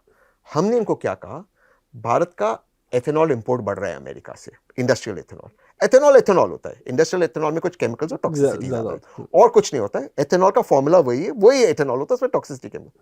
आप अमेरिका से इंपोर्ट बंद कराइए, और यहां पे E10 दीजिए, और जो एक्स्ट्रा एथेनॉल बन जाए अपनी इंडस्ट्री को दे दीजिए। फॉरेक्स भी बचेगा, किसान का भी भला होगा, एथेनॉल की डिस्टिलरी भी बंद होगी। इससे अच्छा सोल्यूशन ये मैंने दिया है, खुद दिया है, पेट्रोलियम मंत्रालय में सजेशन। ये लॉजिकल सजेशन है या नहीं? बिल्कुल। लेकिन इनका मेरे पीएसयू बैंक से कर्जा खराब ना हो, इसलिए मेरी गाड़ी की लगा दूं मैं। मेरा ईएमआई नहीं, उनका ईएमआई। ये क्या लॉजिक है भाई? तो आपने पूछा मुझसे कि उनको लोन लेने के पहले? तो ये नितिन गडकरी के बच्चों में कौन सा जेपी मॉर्गन स्टैनली या वॉरेन बफे या ब्लैकस्टोन ने इन्वेस्टमेंट किया? लिया तो हमारे पीएसयू बैंक के पैसे, उस पर बिजनेस चला रहे। पॉलिसी में पप्पा इन्वॉल्व है और बन रहे करोड़पति, और दूसरे के लगा दिए। उनकी बिजनेस के अंदर शुगर का बहुत इंपॉर्टेंट रोल होता है। मैं फिर कहता हूँ, जो शुगर भारत एक्सपोर्ट करता था, अब भारत इंपोर्ट करेगा। शुगर केन जा रहा है एथेनॉल में, और भारत के लोग भर रहे चीनी के दाम एक्स्ट्रा, और कोई किसानों को लाभ नहीं हो रहा। किसानों को वही दाम मिल रहा जो सरकार तय कर रही है। तो भला किसका हो रहा? और ये जो नैरेटिव है ना कि किसानों का भला हो रहा, अभी यहाँ फैक्ट चेक करना मुझे, और ये एचटी की रिपोर्ट है, अभी महाराष्ट्र के किसानों के लिए 36,000 करोड़ का प्रोग्राम निकाला है सरकार ने कर्जा में। तो गन्ना किधर? विदर्भ, महाराष्ट्र का है ना। क्यों भाई? अगर किसान का लाभ हो रहा है तो क्यों? तो ये जो कौन से किसान की एथेनॉल की डिस्टिलरी है? एथेनॉल की डिस्टिलरी सब नेता और उनके बच्चों की है। कौन से किसान की है? किसान को पैसा मिल रहा है ऑन टाइम क्योंकि प्रोक्योरमेंट हो रहा है। उसके अलावा क्या हो? तो वही रेट है जो सरकार ने तय किया। तो ये जो है, ये सबसे बड़ा स्कैम है, और ये स्कैम की वजह से ये लोग करोड़पति बन रहे, हमारी लगा और हमारी गाड़ी की भी लगा रहे, फूड बजट की और इसकी। तो लेकिन तहसीन भाई, बात फिर वही आ जाती है कि जब ये इतनी चीजें इतनी एविडेंट हैं, इतनी क्लियर हैं कि सभी को समझ में आ रही है, लोगों का गुस्सा भी सरकार को दिख रहा है, फिर भी आप अगर इस चीज पे जिद पे अड़े हुए हैं कि नहीं हम तो इससे पीछे नहीं हटेंगे, तो क्या सरकार एक लार्जर पिक्चर में ये देखती है कि आज चूंकि पॉलिटिकली हम सिक्योर हैं, कांग्रेस उस स्थिति में कांग्रेस को सरकार को लगता है हमें चैलेंज नहीं कर सकती है, नंबर्स हमारे साथ हैं, हमने कास्ट को मैनेज कर रखा है, अब भले जेन्युइन मुद्दों पर लोग कितना भी नाराज से कोई फर्क नहीं पड़ रहा, सड़क टूटी हुई है तो कोई दिक्कत नहीं है, सरकारी स्कूल बदहाल है तो दिक्कत नहीं है, सरकारी हॉस्पिटल खराब है तो दिक्कत नहीं है, पेट्रोल पर लोग रो रहे हैं दिक्कत नहीं है, क्योंकि हमने इलेक्शन का जो गणित है उसको समझ लिया और उस गणित को हम जीत जाएंगे। तो फिर ये तो एक बहुत खराब बात है कि अगर ये कॉन्फिडेंस किसी भी सरकार में आ जाए, चूंकि हम इलेक्शन तो जीत ही जाएंगे, अब जो बाकी एंगर है या बाकी कोई भी और वॉइस है उसका कोई मतलब नहीं है। पर ये अहंकार उनको लेकर डूबेगा, क्योंकि अहंकार किसी का नहीं टिका, किसी का नहीं टिका, इनका क्या टिका। ये बात सही है कि मुझे नहीं लगता कि कांग्रेस या कोई पार्टी इनको हरा सकती, ये मैं भी मानता हूँ, हालांकि मैं उनको वोट करता हूँ। जिस तरह से इन्होंने गणित मैनेज किया और अन्य चीजें मैनेज की है, और जो क्षमता नहीं है कांग्रेस में भाजपा को हराने की, तो मैं नहीं मानता हूं कि वो हरा सकते। लेकिन कौन कहता है कि एक नया फ्रंट नहीं आ सकता है बाहर? कौन कहता है कि जो तमिलनाडु में और पूरे भारत में नहीं हो सकता? मैं बिल्कुल नेपाल या बांग्लादेश या श्रीलंका का जिक्र नहीं करूँगा, हालांकि इन तीनों मुल्क से हमें ये भी सीखना चाहिए कि पीसफुल ट्रांसफर हुआ। ये चीज़ उनसे मैं अग्री नहीं करता उन मुल्क में जो हुआ, बट इस चीज़ को रिस्पेक्ट करता कि democracy held up in those 3 countries, quasi democracy, but peaceful transfer हुआ। बट तमिलनाडु देख लो, आया ना विजय, जमाना बदल गया है। जिस सोनम वांगचुक को 6 महीने पहले मेरे साथ टीवी पे सारे भाजपा के प्रवक्ता, इंक्लूडिंग जिसका जिक्र आपने किया शुरुआत में, कहते थे कि सबसे बड़ा देशद्रोही है, उसी सोनम वांगचुक को 6 महीने के बाद सारी भाजपा के प्रवक्ता कहते कि उन्होंने हमें एंडोर्स किया। वक्त ऐसे बदल जाएगा सर। सही बात है। ये इनकी मूर्खता होगी अगर इनको लगता है कि पब्लिक से जीत पाएंगे। पब्लिक की नाराजगी के सामने नहीं टिक पाएंगे सर। और ये जो एथेनॉल से पब्लिक का डायरेक्ट नुकसान हो रहा, और सिर्फ नुकसान अगर पेट्रोल तक का होता है, गाड़ी तक होता, तो मैं समझ सकता हूँ कि जेनजी नहीं है, मिलेनियल्स है, काम पे जाना है, नौकरी है, वो सड़क पे नहीं आएगी। अब इसकी वजह से आपके फूड इन्फ्लेशन हो रहा है, आपकी फूड सिक्योरिटी खराब हो रही है। त्योहार के वक्त आपको चीनी के दाम 20% बढ़ गए, अब पूरा आपका इफेक्ट हो रहा है। भाई ये जनता है, ये आपकी भगवान है, ये आपको बनाते। किसको आप घमंड दिखा रहे हो? ये घमंड किसको दिखा रहे हो? ये आपको बनाते। ये आप जो घमंड दिखा रहे हो, ये जो एरोगेंस है, ऐसे बैठ के, हाँ ओनली 4 केसेस ओनली दिस, वो झूठ बोल रहा है, उसका एवरेज कम हो रहा है। सही बात है। वो कह रहा है भाई मेरा एवरेज कम हो रहा है, कह रहे तुमको गाड़ी चलाने को नहीं आती, you don't know how to drive the vehicle, many factors. इससे नुकसान नहीं होता ना तहसीन भाई कि अगर सपोज कि कानपुर में कोई आदमी बाइक चला रहा है, गोरखपुर में कोई आदमी कार चला रहा है, नागपुर में कोई आदमी है जिसकी गाड़ी इससे खराब हुई है, जब वो ये देख रहा है, वो आदमी जान रहा है कि हाँ मेरी गाड़ी तो खराब हुई थी, लेकिन टीवी पर एक कैबिनेट मिनिस्टर कह रहा है कि नहीं ये कोई इशू नहीं है, तो उसे लगेगा कि सरकार उसे बेवकूफ़ समझ रही है। तो उसका जो बाद में ऐसे जो हजारों लाखों लोग हैं जिनका गुस्सा है, वो तो फिर सरकार को झेलना पड़ेगा ना, क्योंकि आप तो एक डिनायल मोड में है कि ऐसा कुछ है ही नहीं, एग्जिस्ट ही नहीं कर रहा ऐसा तो कुछ। वही है ना सर, सबसे बड़ा इश्यू है एवरेज। बट बाकी चीज तो सीएम का लेटर नहीं बताया, पार्ट्स खराब हो रहा है। और वो हो रहा है सर क्योंकि वो E10 कंप्लाइंट गाड़ी। सर मेरे को इतना साइंस समझ में नहीं आ रहा है, मैं सिंपल बोल रहा हूँ, अगर E10 गाड़ी में E20 पेट्रोल जाता तो उसी गाड़ी के इंस्ट्रक्शन मैनुअल में क्यों लिखा ही नहीं जा रहा है?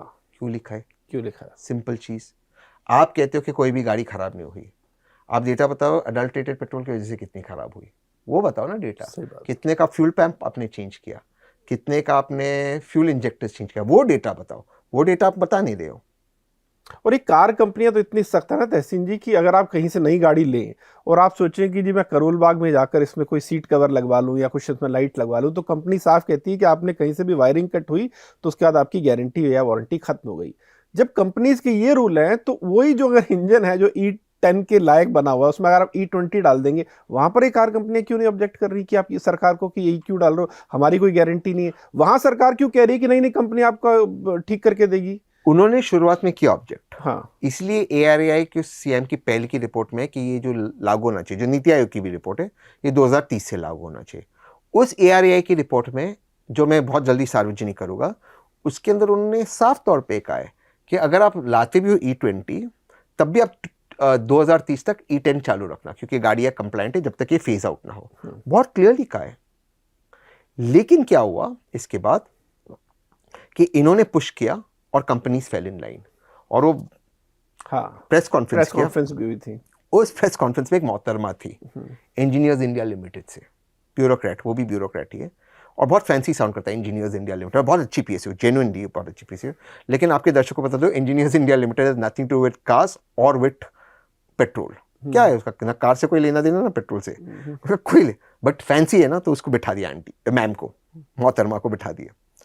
वो कहती है भारत जा रहा है वन नेशन वन फ्यूल की तरफ। अब तो प्लेन में भी वही डाल दें अब। फिर उस पे वो पूर्व मुख्यमंत्री दिल्ली के उसी पे जंप किए, फिर क्लैरिफिकेशन देना पड़ा। उसने खुद बोली है उस प्रेस कॉन्फ्रेंस में, India is going towards one nation one fuel. आप देख लेना, बताइए उसने। अब इस तरह की मूर्खता की बात कर रहे हो आप।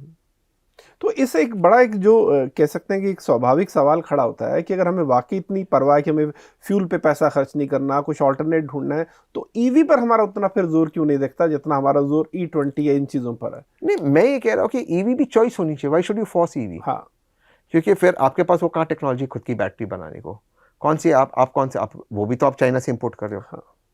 कौन सी आप खुद की इस वक्त वो टेक्नोलॉजी उस लेवल पे पहुंची।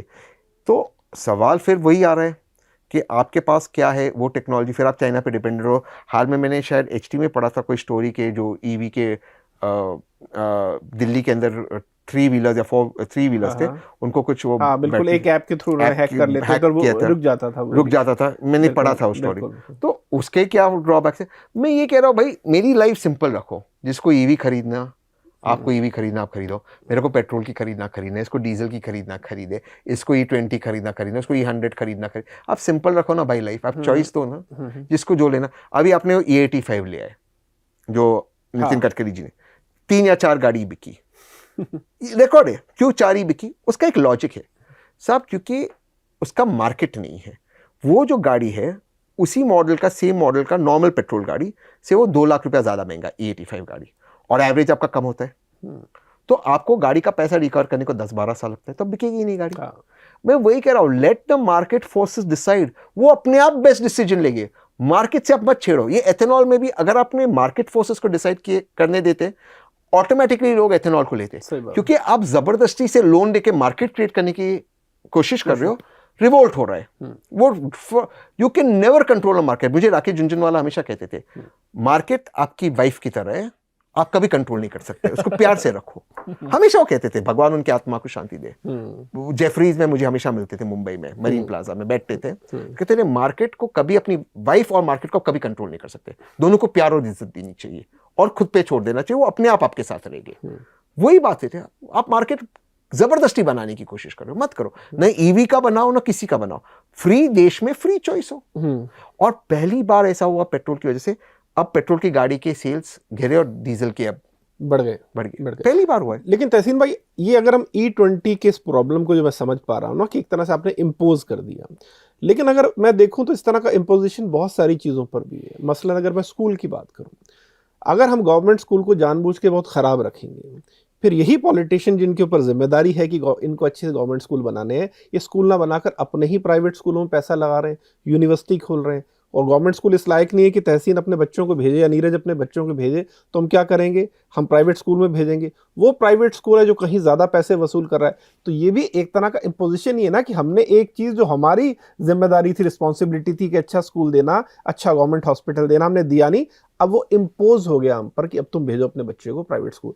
ये भी एक तरह का E20 की तरह का एक मैकेनिज्म है जो वहां पर लागू हो रहा है। यस, ये बात सोचिए सर कि जितने भी नेता है और जितने भी ब्यूरोक्रेट्स है जो जिम्मेदार इस देश को चलाने के लिए, सबके बच्चे निजी स्कूल में पढ़ते हैं, निजी कॉलेज में जाते हैं, फिर विदेश जाते हैं।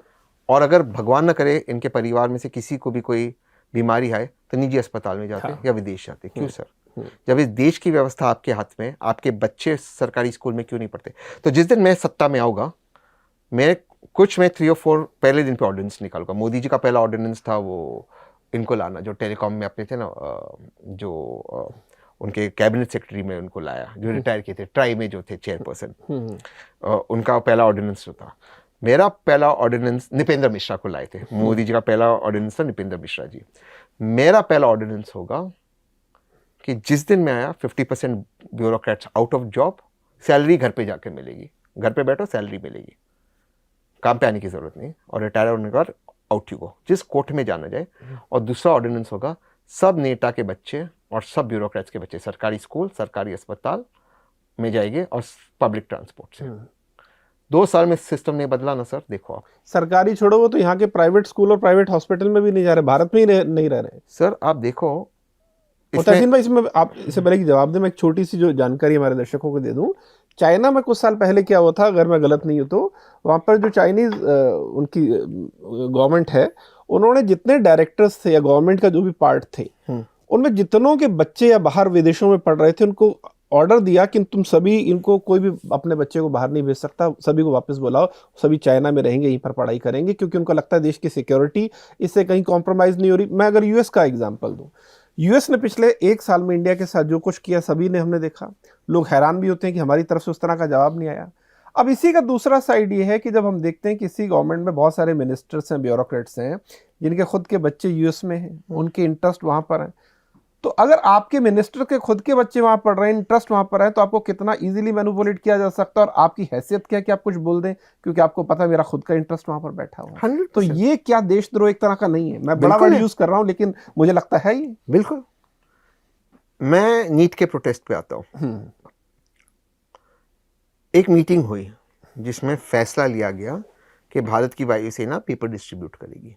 हाँ। उस मीटिंग के अंदर जितने लोग बैठे थे, आदरणीय राजनाथ सिंह जी को छोड़कर जितने लोग बैठे थे, उन सबके बच्चे विदेश में पढ़ाई किए, चाहे धर्मेंद्र प्रधान जी हो, ज्योतिरादित्य सिंधिया जी हो। उस मीटिंग में जितने लोग वैसे, राजनाथ सिंह जी के पंकज सिंह जी ने भारत में पढ़ाई की, लेकिन उनके बच्चे भी विदेश में पढ़े, पंकज सिंह के, और वो भी नेपो चाइल्ड है। तो ये सब के बच्चे विदेश में पढ़ाई करते। आपके शिक्षा मंत्री के बेटी विदेश में पढ़ाई करती है। आपको कभी, और मैंने एक चीज कही थी, ये सब करने के बाद अगर आप डॉक्टर भी बन गए ना इस देश के अंदर, तो आपका स्वास्थ्य मंत्री होगा नीतीश कुमार के बेटे जैसा, निशांत कुमार। ये बात का दुर्भाग्य, उसका कोई टैलेंट नहीं। वो निशांत कुमार नीतीश कुमार जी का बेटा है, इसलिए उस देश का, बिहार का स्वास्थ्य मंत्री। क्या टैलेंट है। और कोई भी इस रूम में जो व्यक्ति, भगवान न करे कभी उन पर कोई आपदा आए, एक हॉस्पिटलाइजेशन दूर है सर बैंक्रप्सी से, कोई सरकारी अस्पताल में नहीं जा सकता है।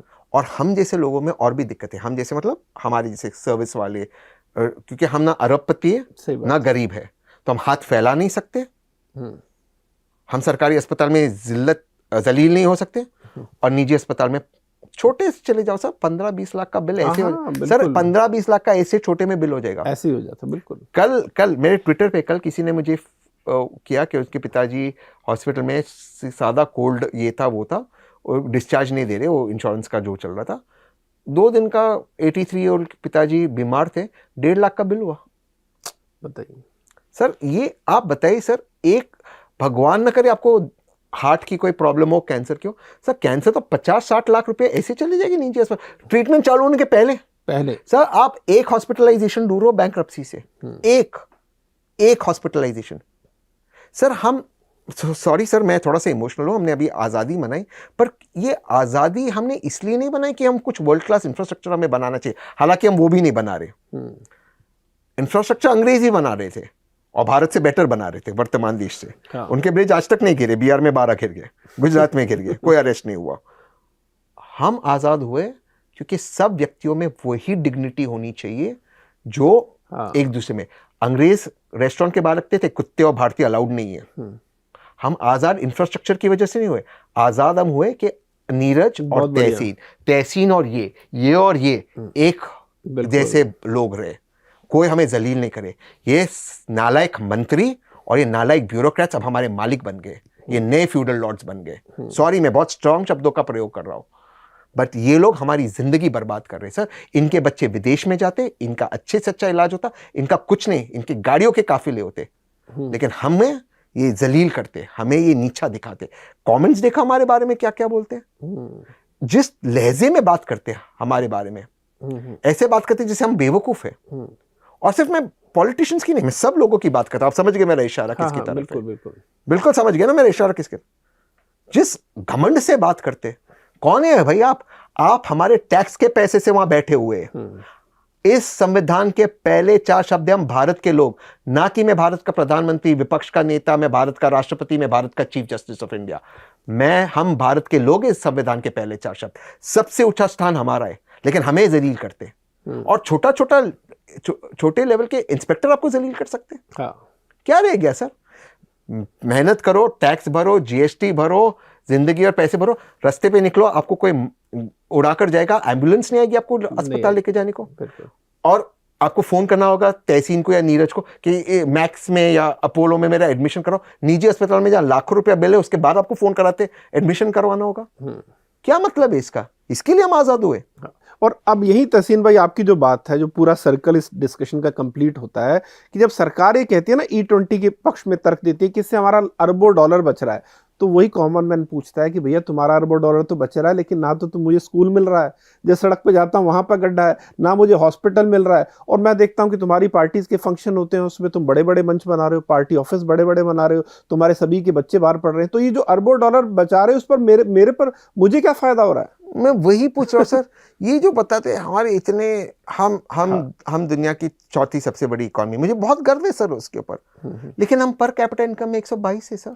क्या मतलब है वो 4थी बड़ी इकॉनमी होने का? भाई 140-145 करोड़ की आबादी है, ट्रांजैक्शन होगा, इकॉनमी बढ़ेगी। वो बेचारा टूथपिक मिलेगा तो उसको जीएसटी ले रही निर्मला ताई। सही बात है, निर्मला जी उसमें भी जीएसटी ले रही, वो इकॉनमी बढ़ेगी। क्या उसकी जिंदगी बेहतर हो रही है? सर आज से 30 साल पहले या 35 साल पहले, जब आपके माँ बाप, मेरे माँ बाप थे, वो सैलरी नहीं थी उनकी, पर वो घर खरीद सकते थे, दिल्ली में खरीद सकते थे, मुंबई में खरीद सकते थे। आज आप और मैं नहीं खरीद सकते दिल्ली मुंबई में घर सर। तो आज जब उस वक्त, आज से 30-35-40 साल पहले, भले सैलरी कम हो गया मेरे माँ बाप की, लेकिन वो इलाज करा सकते थे, वो उनके पास सेविंग होता था कि कल कुछ हो जाए तो इलाज हो जाए। आज नहीं है हमारे पास वो पैसे, और हम डिपेंडेंट हो रहे नहीं। और सर मैं कैपिटलिस्ट हूं, मैं कम्युनिस्ट बिल्कुल नहीं हूं सर, लेकिन सर मोनोपोली नहीं होनी चाहिए, फ्री मार्केट होना चाहिए। और आजाद देश का मतलब है हर भारतीय को बेस्ट शिक्षा, बेस्ट स्वास्थ्य और बेस्ट ट्रांसपोर्टेशन मिलना चाहिए, और बेस्ट खाना मिलना चाहिए। इसके बाद ये आप तय करें कि आप 5 स्टार होटल में खाओ और मैं जाकर कहीं और खाओ, प्रोटीन दोनों को मिलना चाहिए। ये आप तय करें कि आप सरकारी अस्पताल में जाओ, मैं निजी अस्पताल में, लेकिन उस सरकारी अस्पताल में नीरज का उतना ही अच्छा इलाज होना चाहिए जितना मेरा निजी अस्पताल में होना चाहिए। ऑफ कोर्स थोड़ा बहुत डिफरेंस होगा 19-20, मैं ये नहीं कह रहा हूं। आपके बच्चे और मेरे बच्चे को वही शिक्षा मिलनी चाहिए सरकारी और निजी स्कूल के अंदर, कोई फर्क नहीं होना चाहिए। सर मेरा बेटा 3.5 साल का है, वो निजी स्कूल में जाता है ऑब्वियसली। वो 3.5 साल की उम्र में वो एआई में सीख रहा है आगे। आपके कौन से स्कूल्स में ये है? सही बात है, प्लीज आप बताइए। तो मेरा बेटा हमेशा आगे रहेगा। It is not fair. वो इसलिए आगे नहीं जाना चाहिए क्योंकि वो मेरा बेटा है। हम आजाद हुए क्योंकि सबको वही स्टार्टिंग लाइन मिलनी चाहिए, एंड गोल मेरिट पे होना चाहिए। वो आगे इसलिए जाना चाहिए कि वो मेरिट पे, बट जब उसको इतने एडवांटेज शुरुआत में मिल रहे हैं जो दूसरों को नहीं मिलते, तो कैसे वो होगा? ये कंपटीशन होगा ही नहीं। मुझे बताइए, एजुकेशन की हम बात कर रहे थे, क्या हमारी एजुकेशन पॉलिसी, क्या एआई को लेकर हमारा फ्यूचर पॉलिसी? जितने एआई की फिनटेक्स है ये सब दुबई में रजिस्टर हो रहे हैं, जितने हैं, क्योंकि भारत में पॉलिसी नहीं है। हम एआई में इतने पीछे है, आगे इतने पीछे है, इतने पीछे है। इट इज नॉट फनी, मजाक बना कर रखा है। कहाँ है? और वही इंडियंस अमेरिका में जाकर एआई को चला रहे। Why are we not able to catch? हम कहाँ हैं क्वांटम कंप्यूटर्स में? आज से सर 15-20 साल में दुनिया में बहुत प्रॉस्पेरिटी आने वाली है because of AI and quantum computers. अगर क्वांटम कंप्यूटर्स मेन स्ट्रीम हो जाता है, बहुत ज़्यादा प्रॉस्पेरिटी आने वाली दुनिया के अंदर।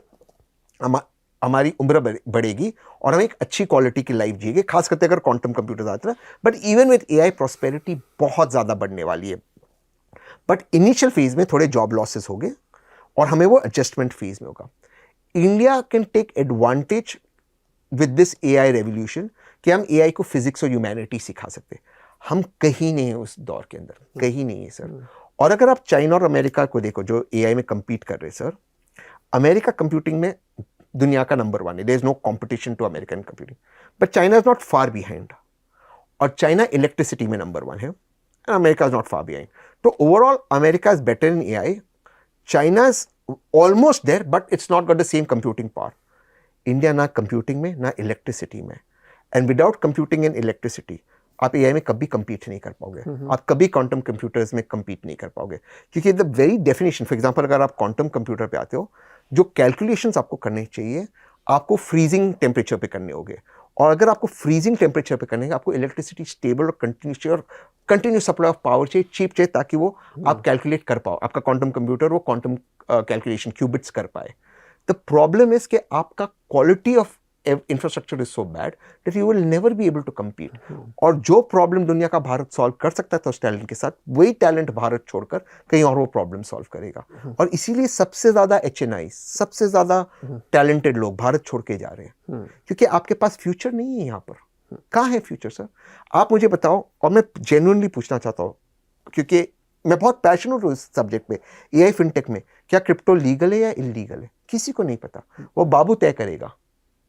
और निर्मला जी लेकिन टैक्स ले रही है। तो जब आप चाहो आप फंसा सकते हो किसी को। तहसीन भाई, मैं यहाँ आपको रोकूंगा। मुझे हमेशा ऐसा लगता है, जो आप कह रहे हैं ना कि हम यहाँ पर क्यों नहीं है, मुझे लगता है जो ब्यूरोक्रेट या पॉलिटिशियन, ये एक किराएदार की मानसिकता से इस देश में रहते हैं। सॉरी मैं ये कह रहा हूँ, उस मानसिकता का मतलब ये है कि हमें इस देश से उस तरह से कुछ नहीं लेना देना, बच्चे बाहर पढ़ने भेज देने हैं, जितना है इस देश के रिसोर्सेज का इस्तेमाल करना, अपने लिए प्रॉपर्टी बनानी, अपने बच्चों के लिए बनानी है।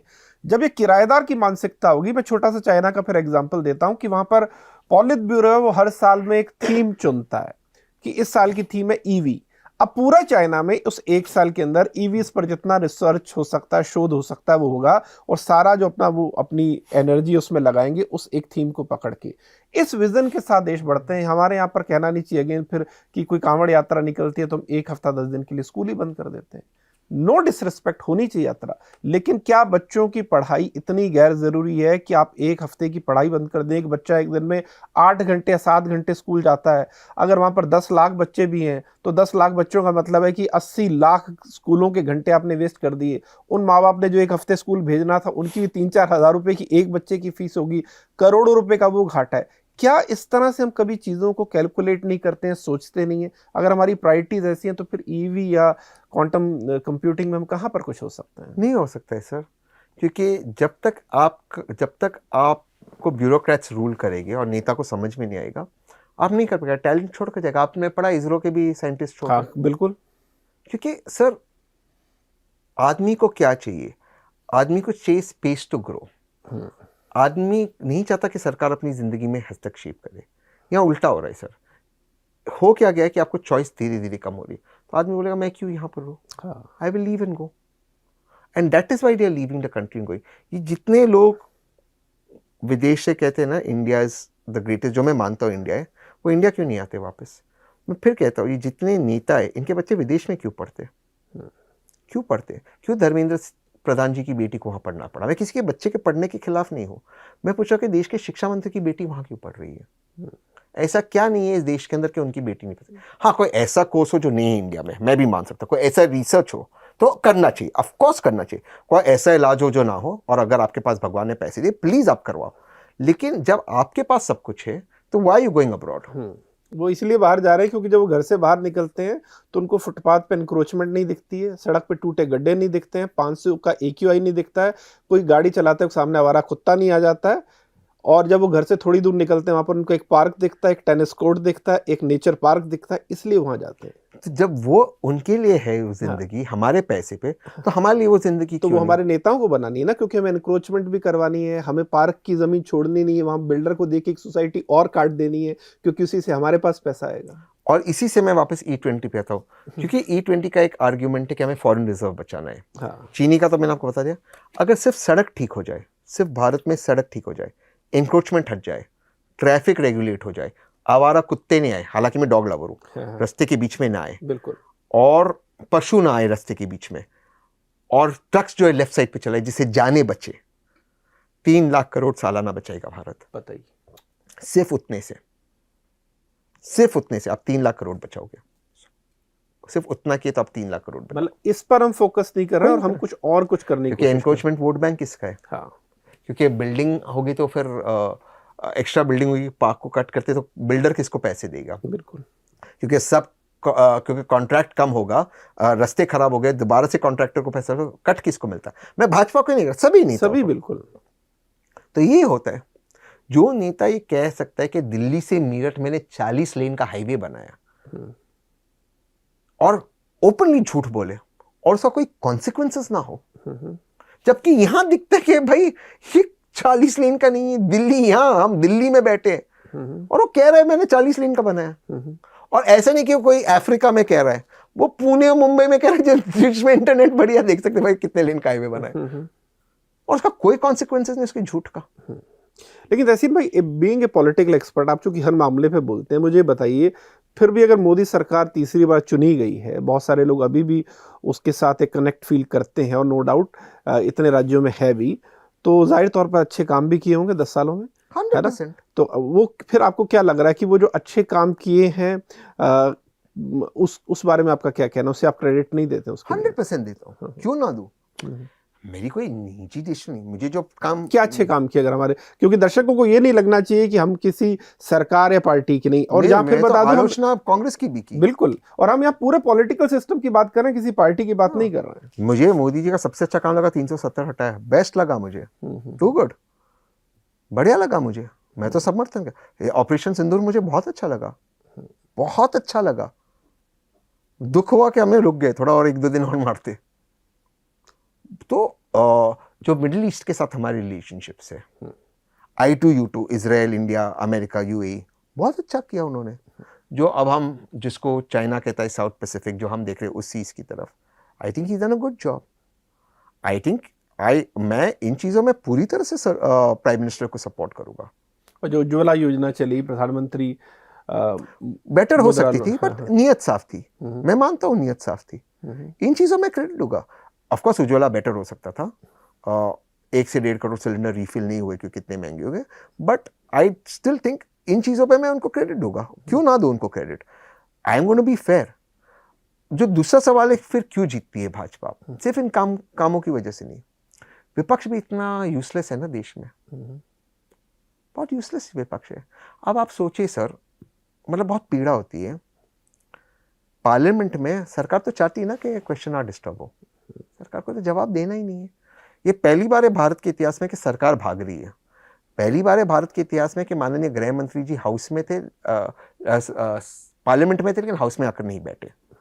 ठीक है, लेकिन आप डिस्टर्ब मत करो, आप खींच कर लाओ उनको, खींच कर लाओ फिजिकली नहीं, आप बातों से बैठो उधर, क्योंकि जब आप बैठोगे और क्वेश्चन आवर में घेर सकते हो आप, पर विपक्ष भी रिसर्च नहीं करता ना सर, प्रॉब्लम वही है। आप मुझे बताना, आपको विपक्ष का कौन सा लास्ट स्पीच ऐसा लगा जो एब्सोल्यूट स्टनिंग है, चेंज कर दिया देश को?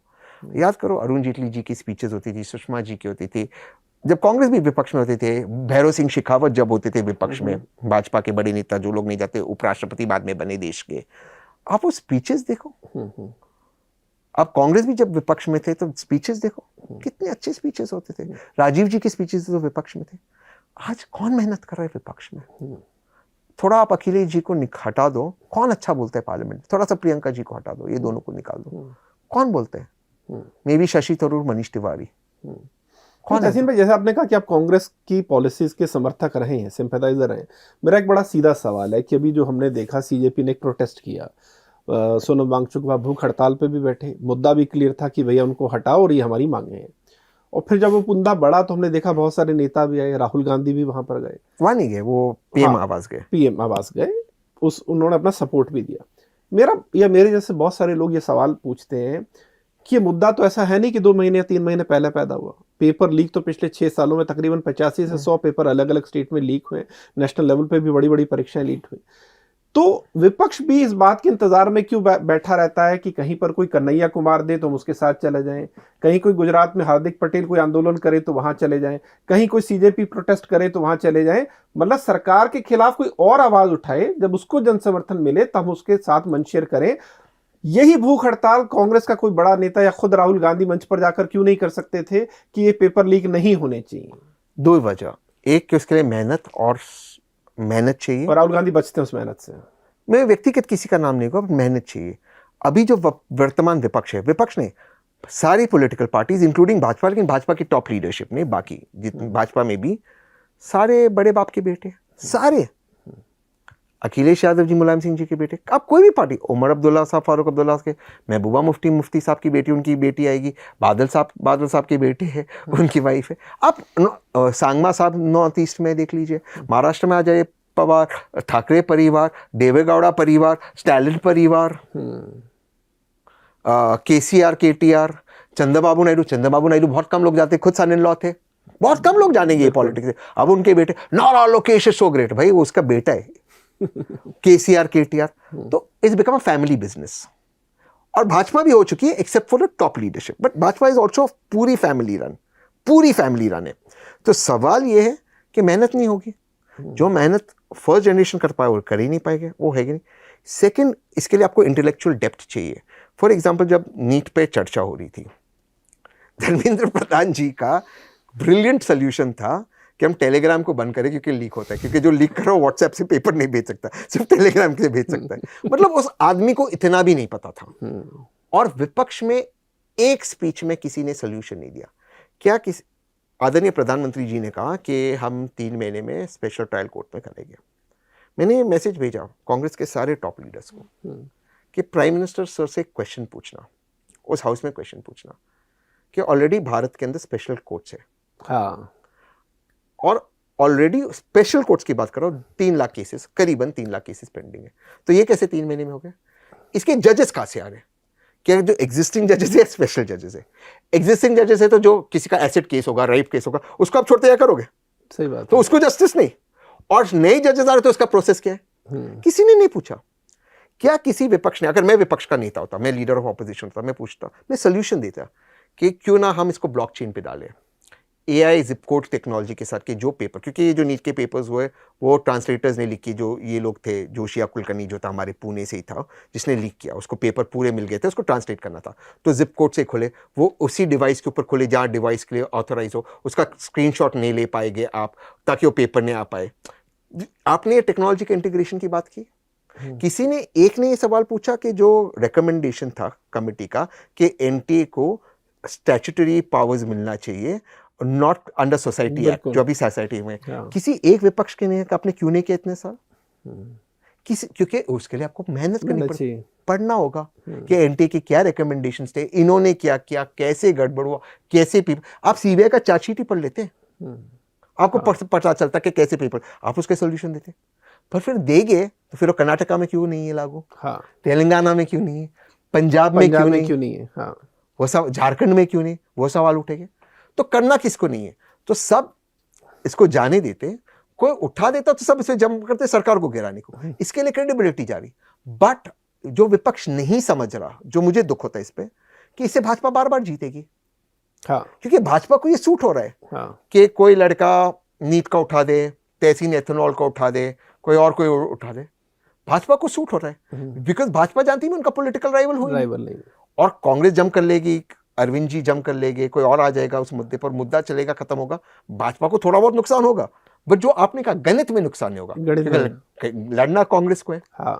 उनको लगता है कि अगर CJP में कोई बड़ा भी हो जाता है तो उससे कोई पॉलिटिकल नुकसान नहीं है, लेकिन अगर ये मुद्दा राहुल गांधी उठाएं और ऐसे 3 मुद्दे राहुल गांधी उठाएं तो वो जरूर बड़े हो जाएंगे। बट उनको उठाने के लिए उनको अपने स्टेट पे सोल्यूशन लाना पड़ेगा। देखो मैं हमेशा कहता हूं, आप 2 रेस्टोरेंट्स पकड़िए, एक है बीजेपी, एक है कांग्रेस, रास्ते के ऑपोजिट साइड, और हम दोनों नीरज और तहसीन जा रहे हैं। दोनों को भूख लगी है। बीजेपी के रेस्टोरेंट में हम दोनों को पता है कि नरेंद्र मोदी हेड शेफ है, अमित शाह एक शेफ है, अमित शाह सर एक शेफ है, निर्मला सीतारमन मैम एक शेफ है, अजीत दोवल एक शेफ है, बाकी पीयूष गोयल जी एक शेफ है। हमें पता है कि ये सारे, अश्विनी वैष्णव जी एक शेफ है। अभी हमें पसंद है या नहीं है, हमें पता ये है अमित शाह जी का ये डिश है, निर्मला जी का ये डिश है, ये डिश है, मोदी जी का ये डिश है। हम चूज कर सकते हैं हमें ये।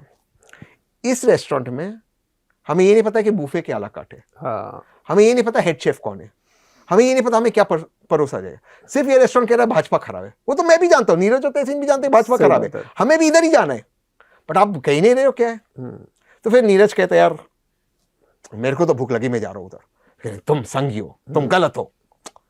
भाई वो नहीं है, तुम सिर्फ गाली मत दो, हाँ, तुम सोल्यूशन भी सोल्यूशन दो। अगर उसी नीट के उसमें आप सोल्यूशन देते लोगों को कि हम ऐसे करेंगे, हम ये मॉडल करेंगे, हमने कर्नाटक और तेलंगाना में ये किया है, हम आपके साथ काम करने को शुरू है, हम इस टेक्नोलॉजी को इंटीग्रेट करते हैं, क्योंकि एक कर्नाटका एक स्टार्टअप हब है, आप इसको कर्नाटका में लागू करो एज अ पायलट प्रोजेक्ट, हम आपके साथ कोऑपरेट करते हैं, इसका हम रिजल्ट देखते हैं, और 1 साल बाद हम इसको फिर देश में लागू करते हैं। लोग आपकी तारीफ करते हैं। सही बात है, सही बात है। आप वहां बैठते हैं, प्राइम मिनिस्टर को इंसल्ट मत करो, प्राइम मिनिस्टर को के साथ इज्जत से बात करो, आदर से बात करो। सर अगर आप परमिशन दे, मैं कर्नाटका के चीफ मिनिस्टर को बुला लेता हूँ, हम कर्नाटका के, क्योंकि उन्होंने इनको लिया ना, नंदन को लिया प्राइम मिनिस्टर ने, तो आपने ऑलरेडी कर्नाटका के लिए, हम हमारे भी और टेक के लोगों को अगर आप इजाजत दें बुला लेंगे, हम आपको, आप समय दीजिए, आकर मिलेंगे, क्यों ना साथ में काम करते हैं। एक फेडरल मॉडल का आप सजेशन दीजिए, लोग भी आपको अप्रिशिएट करेंगे। लेकिन हो इसमें तहसीन भाई ये गया ना कि हर स्टेट में, चूंकि अगर मैं नकल की बात करूं तो वो एक इंडस्ट्री बन चुका है, और उस इंडस्ट्री के बेनिफिशियरी पॉलिटिशियन भी हैं, और जिस इंडस्ट्री से आपको खुद हजारों करोड़ आ रहा है, आप अपने 10 बच्चों के पेपर लीक करवा के उनको डॉक्टर बनवा दे रहे हैं, कहीं पहुंचा दे रहे हैं, तो आप अपने हाथ से उसी इंडस्ट्री को खत्म क्यों करेंगे? और रात को आप साथ में पार्टी करते हो, और सुबह में आते पार्टी पार्लियामेंट में एक दूसरे को गाली दे रहे हैं, रात को सब एक शादी के अंदर पार्टी कर रहे हैं, सब लोग साथ में मिलकर पार्टी कर रहे हैं। वहां प्राइम मिनिस्टर आवास पे जो जिनके घर पे शादी थी, वो नरेंद्र मोदी जी हाय हाय के नारे लगा रहे राहुल जी के साथ, वो वहां जाते अगले दिन उनके डैडी के साथ वो प्राइम मिनिस्टर को मिल रहे। इसके अलावा रोल प्ले कर रहे हैं एज ए पॉलिटिशियन, और अभी वो कैबिनेट रिशफल में वो जा रहे, तो सब देख रहे हैं कि आप रात को पार्टी करोगे, सुबह के पार्लियामेंट को दोनों को नहीं चलाना है, ना सरकार को ना विपक्ष को, दोनों एक दूसरे को गाली दे रहे। पहली बार मैंने जिंदगी में सरकार विपक्ष के खिलाफ प्रोटेस्ट करी पार्लियामेंट में। लेकिन एक चीज और तहसीन भाई, जो ज्यादा सीरियस कांग्रेस को लेकर ऐसे दिखती है, ऐसा लगता है कि उन्होंने आइडियोलॉजिकल लेवल पे कुछ चीजों पे सरेंडर कर दी है। अगर मैं हिंदुत्व की पॉलिटिक्स की बात करूं, उन्होंने कहीं ना कहीं मान लिया है कि हमें जो हिंदू है ज्यादातर, शायद वो वोट नहीं देगा, और वो एक सर्वाइवल मोड में चले गए राजनीति में। इसके 2-3 उदाहरण दे देता हूँ जिससे ऐसा लगता है। जैसे हम अक्सर बात करते हैं कि शाही स्नान जैसे हुआ, 50 करोड़ लोग उस शाही स्नान में गए। अब आप कुछ भी दलील दें, लेकिन एक आम जो नॉर्मल हिंदू है इस चीज़ को नोट करता है। यहाँ कांग्रेस की स्पोक्स पर्सन आई थी, मैंने उनसे भी पूछा कि आपको 2 महीने में टाइम ही नहीं मिला, आपके सुप्रीम लीडर कोई आदमी वहां गया ही नहीं स्नान करने। जबकि सोनिया जी गई थी, है जबकि सोनिया जी गई थी। हाँ, राम मंदिर का आज शिलान्यास हुए, इतने वक्त हो गया, आप एक बार भी नहीं गए। क्यों? इसका मतलब आपको लगता है वहां गए तो कोई सर्टेन आदमी नाराज ना हो जाए। फिर आपको जब चुनाव लड़ने होते हैं तो आप कहाँ जाते हैं? उस सीट पे जाते हैं जहां पर मेजोरिटी मुस्लिम है। तो ये सारी चीजें जब आप करते हैं तो ऐसा लगता है कि आप शायद खुद ही सिग्नल दे रहे हैं, आप मानसिक तौर पे सरेंडर कर चुके हैं कि हमें उनका वोट तो मिलेगा नहीं, कम से कम ये जो एक टेरिटरी है ये बचा लो, और इस टेरिटरी को बचा के कहीं ना कहीं सर्वाइव करते रहो। ये गलती कर रहे हो कांग्रेस, ये सर्वाइव करते रहो, ऐसा मैसेज आप खुद दे रहे हो। नहीं होगे सर्वाइव, ऐसे खत्म हो जाएगी पार्टी। लेकिन ये बात सही है कि नहीं है? 100% है। हाँ। मैं खुद मुस्लिम हूँ, सब बेवकूफ़ी है। मतलब फिर एक चीज और ऐड करूंगा, जब गुजरात में मुझे याद आता है 2017 के जब चुनाव थे, यही राहुल गांधी एक के बाद एक मंदिर जा रहे थे, और खुद उनको तकरीबन ये 24 या 29 मंदिर गए थे कुछ ही दिनों में। तब इनकी जनेऊधारी ब्राह्मण में इनको बताया जा रहा था। तब आप इतने एग्रेसिवली हिंदू थे, और फिर बाद में आप एकदम से अपनी उस पहचान को ओन करने के लिए तैयार नहीं हो सेंस में। देखो मैं दोनों चीज से बोलूँगा, एक तो मुस्लिम होने है, मुसलमान को घंटा फर्क पड़ता है। आप भाई आप आपका धर्म फॉलो करो ना। हाँ, अब नीरज क्या कर रहा है, मेरी मम्मी मुस्लिम है, उसको क्या मतलब है? भाई जाओ पूजा करो, मेरी माँ बोलेगी मेरे लिए भी पूजा करते आ जाओ, मुझे थोड़ा लगे मेरे भी पूजा। सही बात। मेरी 99% इस देश में हिंदू है, मुसलमान है, उनको लाइफ में बहुत प्रॉब्लम है। हिंदू मुसलमान सर जेन्युइनली पूछ रहा हूँ, यहाँ पूछ लो, सर इसके कोई दोस्त हो गए मुस्लिम, इसका जिंदगी ये अभी नया शुरू हुआ, आज तक किसको फर्क पड़ता है? ये नया नया सारी विवाद अब शुरू हो रहे हैं सर, क्योंकि घर से निकलने पर चैलेंज तो दोनों के सामने सेम ही है ना सर। भूख तो दोनों को लगती है, गड्ढे में दोनों के गड्ढे के दोनों को गिरते हैं। E20 से दोनों की गाड़ी की लग रही है, दोनों के बच्चे को शिक्षा नहीं, हवा सबके लिए खराब हवा है। सबके लिए खराब है भाई। ये 90% चीज तो सेम है भाई, ये हिंदू मुसलमान मुद्दा है ही नहीं। तो ये जबर चार मौलाना बैठ जाते, चार छिचोरे नेता बैठ जाते और अपने आप को मुसलमान का नेता करते, और मुसलमानों को भी ये मौलाना से दूर होना चाहिए। मौलाना तय करेगा मैं अपना अल्लाह के साथ क्या रिश्ता करूं, लेकिन वो न्यूज चैनल वाला दूर होने नहीं देगा। नहीं तो भगाओ उनको। एक मौलाना ने कहा मेरे को कि आप मुसलमान नहीं हो, तो मैंने आपके फतवे, फतवा नहीं कहा, मतलब आपके सर्टिफिकेट को मैं टॉयलेट पेपर की तरह इस्तेमाल करता हूँ। मौलाना साहब टॉयलेट पेपर, निकलो यहाँ से। मैंने ऑनर कहा, अब भी कह रहा हूँ, मैंने मौलाना साहब को कहा आपके ओपिनियन को और आपके सर्टिफिकेट को मैं टॉयलेट पेपर की तरह। कौन है आप मौलाना, क्यों बोलोगे आप मेरे को?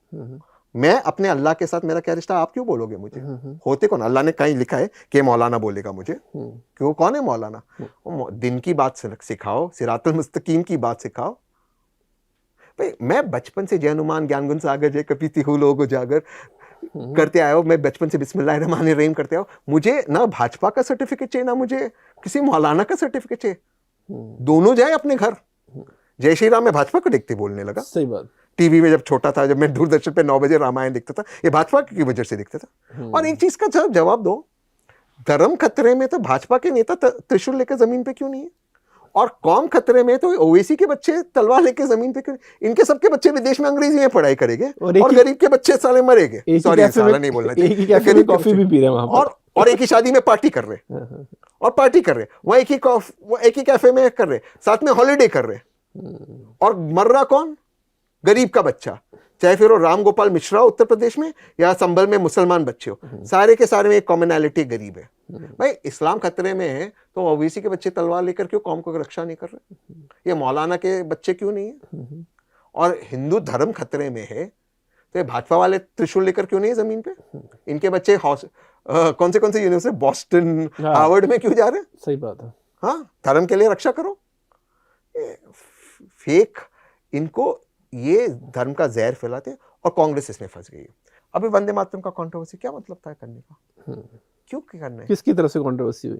ये वंदे मातरम को लेकर जो लेजिस्लेशन आया वो कंट्रोवर्सी थी, कांग्रेस ने ऐसे रिएक्ट किया, जो रिएक्ट किया क्या कर रहे हैं? मत करो। इन्होंने कल कहा कि हम सिर्फ 2 पैराग्राफ ही उसके बोलेंगे। क्या मतलब है? अब वो बन गया, कानून बन गया। उल्टा मैं होता कांग्रेस का, मैं होता एलओपी, मैं कहता हूँ भाजपा में वंदे मातरम सिखाएगी। हमारे पूर्वजों ने वंदे मातरम बोलते बोलते फांसी पे गए, दंडे खाए। मेरे दादा गांधी जी के साथ थे, उनको गोली लगी थी गोडसे ने, ये वाली नहीं, 30 जनवरी ने। गोडसे ने 4 अटेम्प्ट किए थे गांधी पे, उसमें से एक अटेम्प्ट में मेरे दादा थे गांधी के साथ, गोली कहाँ स्क्रैच होती। अरे हमारा दादा वंदे मातरम बोलते बोलते गोली खाया, तुम ये भाजपा वाले सर्टिफिकेट देंगे मेरे को कि मैं देशभक्त हूं के नहीं? इनके सर्टिफिकेट को मैं टॉयलेट पेपर मांगता हूँ, उनका सर्टिफिकेट भी नहीं चाहिए भाजपा का मुझे। क्या इनके ट्रैप में गिर रहे हो? वो उन्होंने कौन सी आजादी की लड़ाई लड़ी? वो जाए अपने घर में बैठे भाई, इनका मुझे क्यों सर्टिफिकेट चाहिए? बट आप वो ट्रैप में गिर रहे हो, जबकि मुसलमान की इश्यू वही है भाई। अगर पोल्यूशन है, हिंदू भी मर रहा, मुसलमान भी मर रहा, उसके बच्चे को भी अस्तमा मारो, इसको भी भाई, उसको पकड़ो मुद्दा। कैंसर का पेंडेमिक है उत्तर भारत में, बिल्कुल उत्तर भारत में कैंसर का पेंडेमिक है, उसको पकड़ो भाई। हार्ट अटैक का पेंडेमिक पूरे भारत के अंदर है, वो मुद्दा है। हार्ट अटैक हिंदू मुसलमान देखते नहीं हो रहा है। तो तहसीन भाई, आखिर चर्चा के बिल्कुल आखिर में आ रहे हैं, और फिर आपको क्या लग रहा है कि क्या वजह है कि इंडियन पॉलिटिक्स जो है वो उस सेंस में इवॉल्व या मैच्योर नहीं हो रही? जैसे अगर मैं कहूं कि आप कितना भी बेवकूफ़ बना ले कोई एक पार्टी लोगों को और सत्ता में आ जाए, लेकिन एंड ऑफ द डे कुछ हार्श रियलिटी आपको फेस करनी पड़ेगी। उसमें एक रियलिटी क्या है कि आज भी हम फाइटर जेट का इंजन नहीं बना पाए, अभी भी हम डिपेंडेंट है कि कहीं से मिल जाए। आज एआई का आपने जिक्र किया कि चाइना और अमेरिका उससे कब की तैयारी कर रहे थे, आज हम उस दौड़ में कहीं नहीं, उसी वजह से स्टॉक मार्केट गिर रहा है, क्योंकि सारी कंपनियां जो आई रिलेटेड है, यूएस बेस्ड है, वहां पर इन्वेस्टमेंट आ रहा है, वो ग्रो कर रही है। सेमीकंडक्टर की दौड़ जब 2000 के शुरू में शुरू हुई थी, हम तब कहीं नहीं थे, अब जाकर हम पता चला पहला प्लांट लगा रहे हैं। और इसी से, और जब तक आप आर्थिक तौर पर मजबूत नहीं होंगे, आप जो अपना जो ट्रेड डेफिसिट है उसे कम नहीं करेंगे या उसके सरप्लस में नहीं होंगे, तब तक असली ताकत आपके पास आएगी नहीं। फिर अपने देश में लोगों को बेवकूफ बनाने से क्या होगा? फिर तो अमेरिका जब आपको धौंस दिखानी होगी दिखाएगा, चाइना जब आपको लद्दाख में धौंस दिखानी होगी दिखाएगा, और फिर आप डिपेंडेंट होंगे रशिया पर एनर्जी के लिए, ऑयल के लिए, हथियारों के लिए, इजराइल पर, रशिया पर। तो असल में आप अपने देश में कुछ भी कहें, लेकिन जो फैक्ट में जो आंकड़े मैंने गिनाए उससे तो आप डिनाई नहीं कर सकते ना। बिल्कुल। और एक ही चीज़ है, आपको अभी टैक्सेस कम करने होंगे, लोगों को एनकरेज करना होगा इन्वेंशन करें, और लोगों को खींचकर वापस लाना होगा देश के अंदर। लेकिन लोग कब आएंगे देश में वापस? जब उनको एक अच्छी क्वालिटी ऑफ लाइफ मिलेगी और इज्जत मिलेगी। बियॉन्ड द पॉइंट ना साहब, आपको इज्जत चाहिए, पैसा एक हद तक ठीक है, सही बात। उसके बाद ना आप नहीं चाहते हो। आदमी क्यों छोड़ते जा रहे देश? क्योंकि यहाँ पे एक छोटा सा सब इंस्पेक्टर आपको बेइज्जत कर सकता है, आपको थाने के बाहर 4 घंटे बिठा सकता है। People want dignity. जब तक आप डिग्निटी नहीं लोगे, टैलेंट नहीं आएगा। आपको वो देश बनना चाहिए जब दुनिया भर से टैलेंट आना चाहिए देश के अंदर। या तो आपका टैलेंट छोड़कर जा रहे हैं, तो उसके लिए आपको सिस्टम बनाने होंगे। पर अगर आप चाहते हो कि दुनिया भर का टैलेंट है, कोई रिसर्चर आए जो कैंसर में बहुत बड़ा रिसर्चर है या कोई और मेडिसिन में है, वो इंडिया में है, वो क्यों अपना देश छोड़कर आएगा इंडिया में?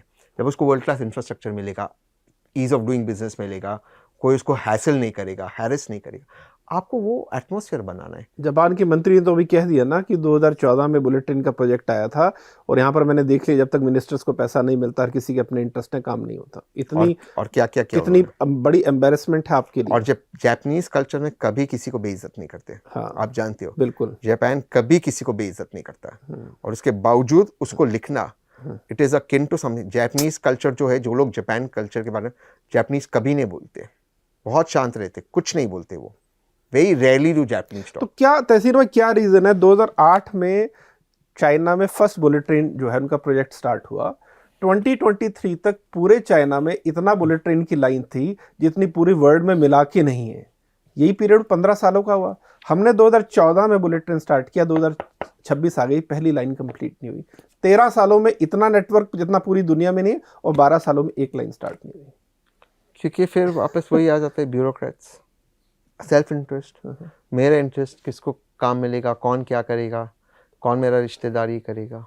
मैं वही कह रहा हूँ। क्या सर आप इसमें आप बताइए, जितने भी स्पोर्ट्स बॉडीज है भारत में, सिर्फ क्रिकेट की नहीं, सारे नेता के बच्चे क्यों हैं? बिल्कुल। क्या टैलेंट है उनमें? फिर मैं सिर्फ, अगर हम बीसीसीआई की, मैं सिर्फ एक व्यक्ति की बात नहीं करूँगा क्योंकि वो ज़्यादा फेमस है। रोहित पवार में क्या टैलेंट है कि महाराष्ट्र क्रिकेट एसोसिएशन में कौन सा बॉलर बैट्समैन है वो? अशोक गहलोत जी के बेटे में क्या talent? Wrestling federation. Wrestling federation में ब्रिजभूषण शरण सिंह की परिवार क्यों है? टेनिस में कौन है? ये है ना सर, जब तक ये अपने परिवारवाद को आगे बढ़ाएगी नहीं होगा। मैं फिर कैसा हूँ, क्या टैलेंट है नितिन गडकरी जी के बच्चों में कि करोड़पति है? ऐसा क्या उन्होंने किया कि वो करोड़पति है? तो पॉलिसी की वजह से है ना सर। तो दैट इज वो, ये क्या है, ये कहाँ से वो टैलेंटेड हो? वो टैलेंट का है, उन्होंने ऐसा क्या आविष्कार किया? वो कौन से इलॉन मस्क? इसलिए इंडिया में इलॉन मस्क नहीं है ना। हमें 100 इलॉन मस्क की जरूरत है। जो पैसे वाले बन रहे हो, सिस्टम की वजह से बन रहे। तो अगर आप सिस्टम का हिस्सा हो, आप करोड़पति बन गए। फिर करोड़पति बन के आप देश छोड़ देते हो। सिस्टम आपको बना रहा है, सिस्टम नहीं बनाना चाहिए, टैलेंट आपको बनाना चाहिए। Elon Musk is Elon Musk क्योंकि वो टैलेंटेड है। Of course America is a free market, but वो टैलेंटेड है। सही बात है। It is a talent that should take you ahead. मैं अगेन इलॉन मस्क का सपोर्टर नहीं, उसकी बहुत सारी चीजों से मैं अग्री नहीं करता। हाँ, समझ गई मैं उसके एंटरप्रेन्योर ड्राइव की बात कर रहा हूँ। बिल्कुल। वो होना चाहिए। इलॉन मस्क इसलिए नहीं क्योंकि उसका बाप कोई बहुत बड़ा व्यक्ति था जिसने एक पॉलिसी बनाई, उस पॉलिसी में उसको पीएसयू बैंक के लोन मिले, फिर उसको प्रोक्योरमेंट सस्ते में हुआ, बाकी की लगा दिए, और उसके लिए फिर मार्केट प्लेस बनाया गया कि उसका प्रोडक्ट बेचे। इसलिए वो नहीं है करोड़पति। उसने ऐसे प्रोडक्ट्स बनाए और इंजीनियरिंग मार्वल की कि रॉकेट्स वापस जाकर आ रहे, उसने वो करते दिखाया। जबकि वो उस कंट्री का भी नहीं है। जबकि उस कंट्री का नहीं है। और उसने वो इंजीनियरिंग फीट करते दिखाया, उसने वो रिस्क लिया। So that is why he is Elon Musk. मतलब वो कंट्री इतना स्पेस देती है आपको, और उसके बावजूद वो इस तरह के स्टेटमेंट भी देता है, अपना डिसएग्रीमेंट भी शो करता है, ट्रम्प के अगेंस्ट भी बोल चुका है, सब किसी के खिलाफ बोल चुका है। डेमोक्रेसी, हाँ, यू मस्ट रिस्पेक्ट इट। बिल्कुल। तो तहसीन भाई, चर्चा के लास्ट में कुछ कहना चाहेंगे? आप चूंकि बहुत पैशनेटली, मैंने देखा जैसे मैंने इंफ्रास्ट्रक्चर की बात की, आपका पैशन और ज्यादा निकल कर आया। क्या चीज है जो आपको लगता है कि करेक्ट इस देश की पॉलिटिक्स में होनी चाहिए, या जो ऐसा अभी भी आपको लगता है कि यार ये चीज बहुत ज्यादा मिसिंग है हमारी कंट्री में, अगर हमें वाकई नेक्स्ट लेवल पे जाना है तो? मुझे लगता है कि टैक्स रिफॉर्म्स ओके। मेन जो टैक्स टेररिज्म हो रहा है उसको बंद करना है। टैक्स टेररिज्म बंद होगा तो देश आगे बढ़ेगा। अभी टैक्स टेररिज्म इस देश के अंदर, मैं बहुत स्ट्रॉन्ग शब्दों का प्रयोग कर रहा हूँ। टैक्स टेररिज्म और जीएसटी एक्सटॉर्शन है, एक्सटॉर्ट कर रहे हैं लोगों से पैसे, वो बंद होना चाहिए। बिल्कुल, बहुत बहुत शुक्रिया Thank you, तहसीन sir. भाई, थैंक यू सो मच। आपने जितनी बेबाकी से और जितना खुलकर अपनी बात की, बहुत मजा आया आपसे बातचीत। Thank you so much. Thank you sir. तो इस चर्चा में इतना ही, नमस्कार।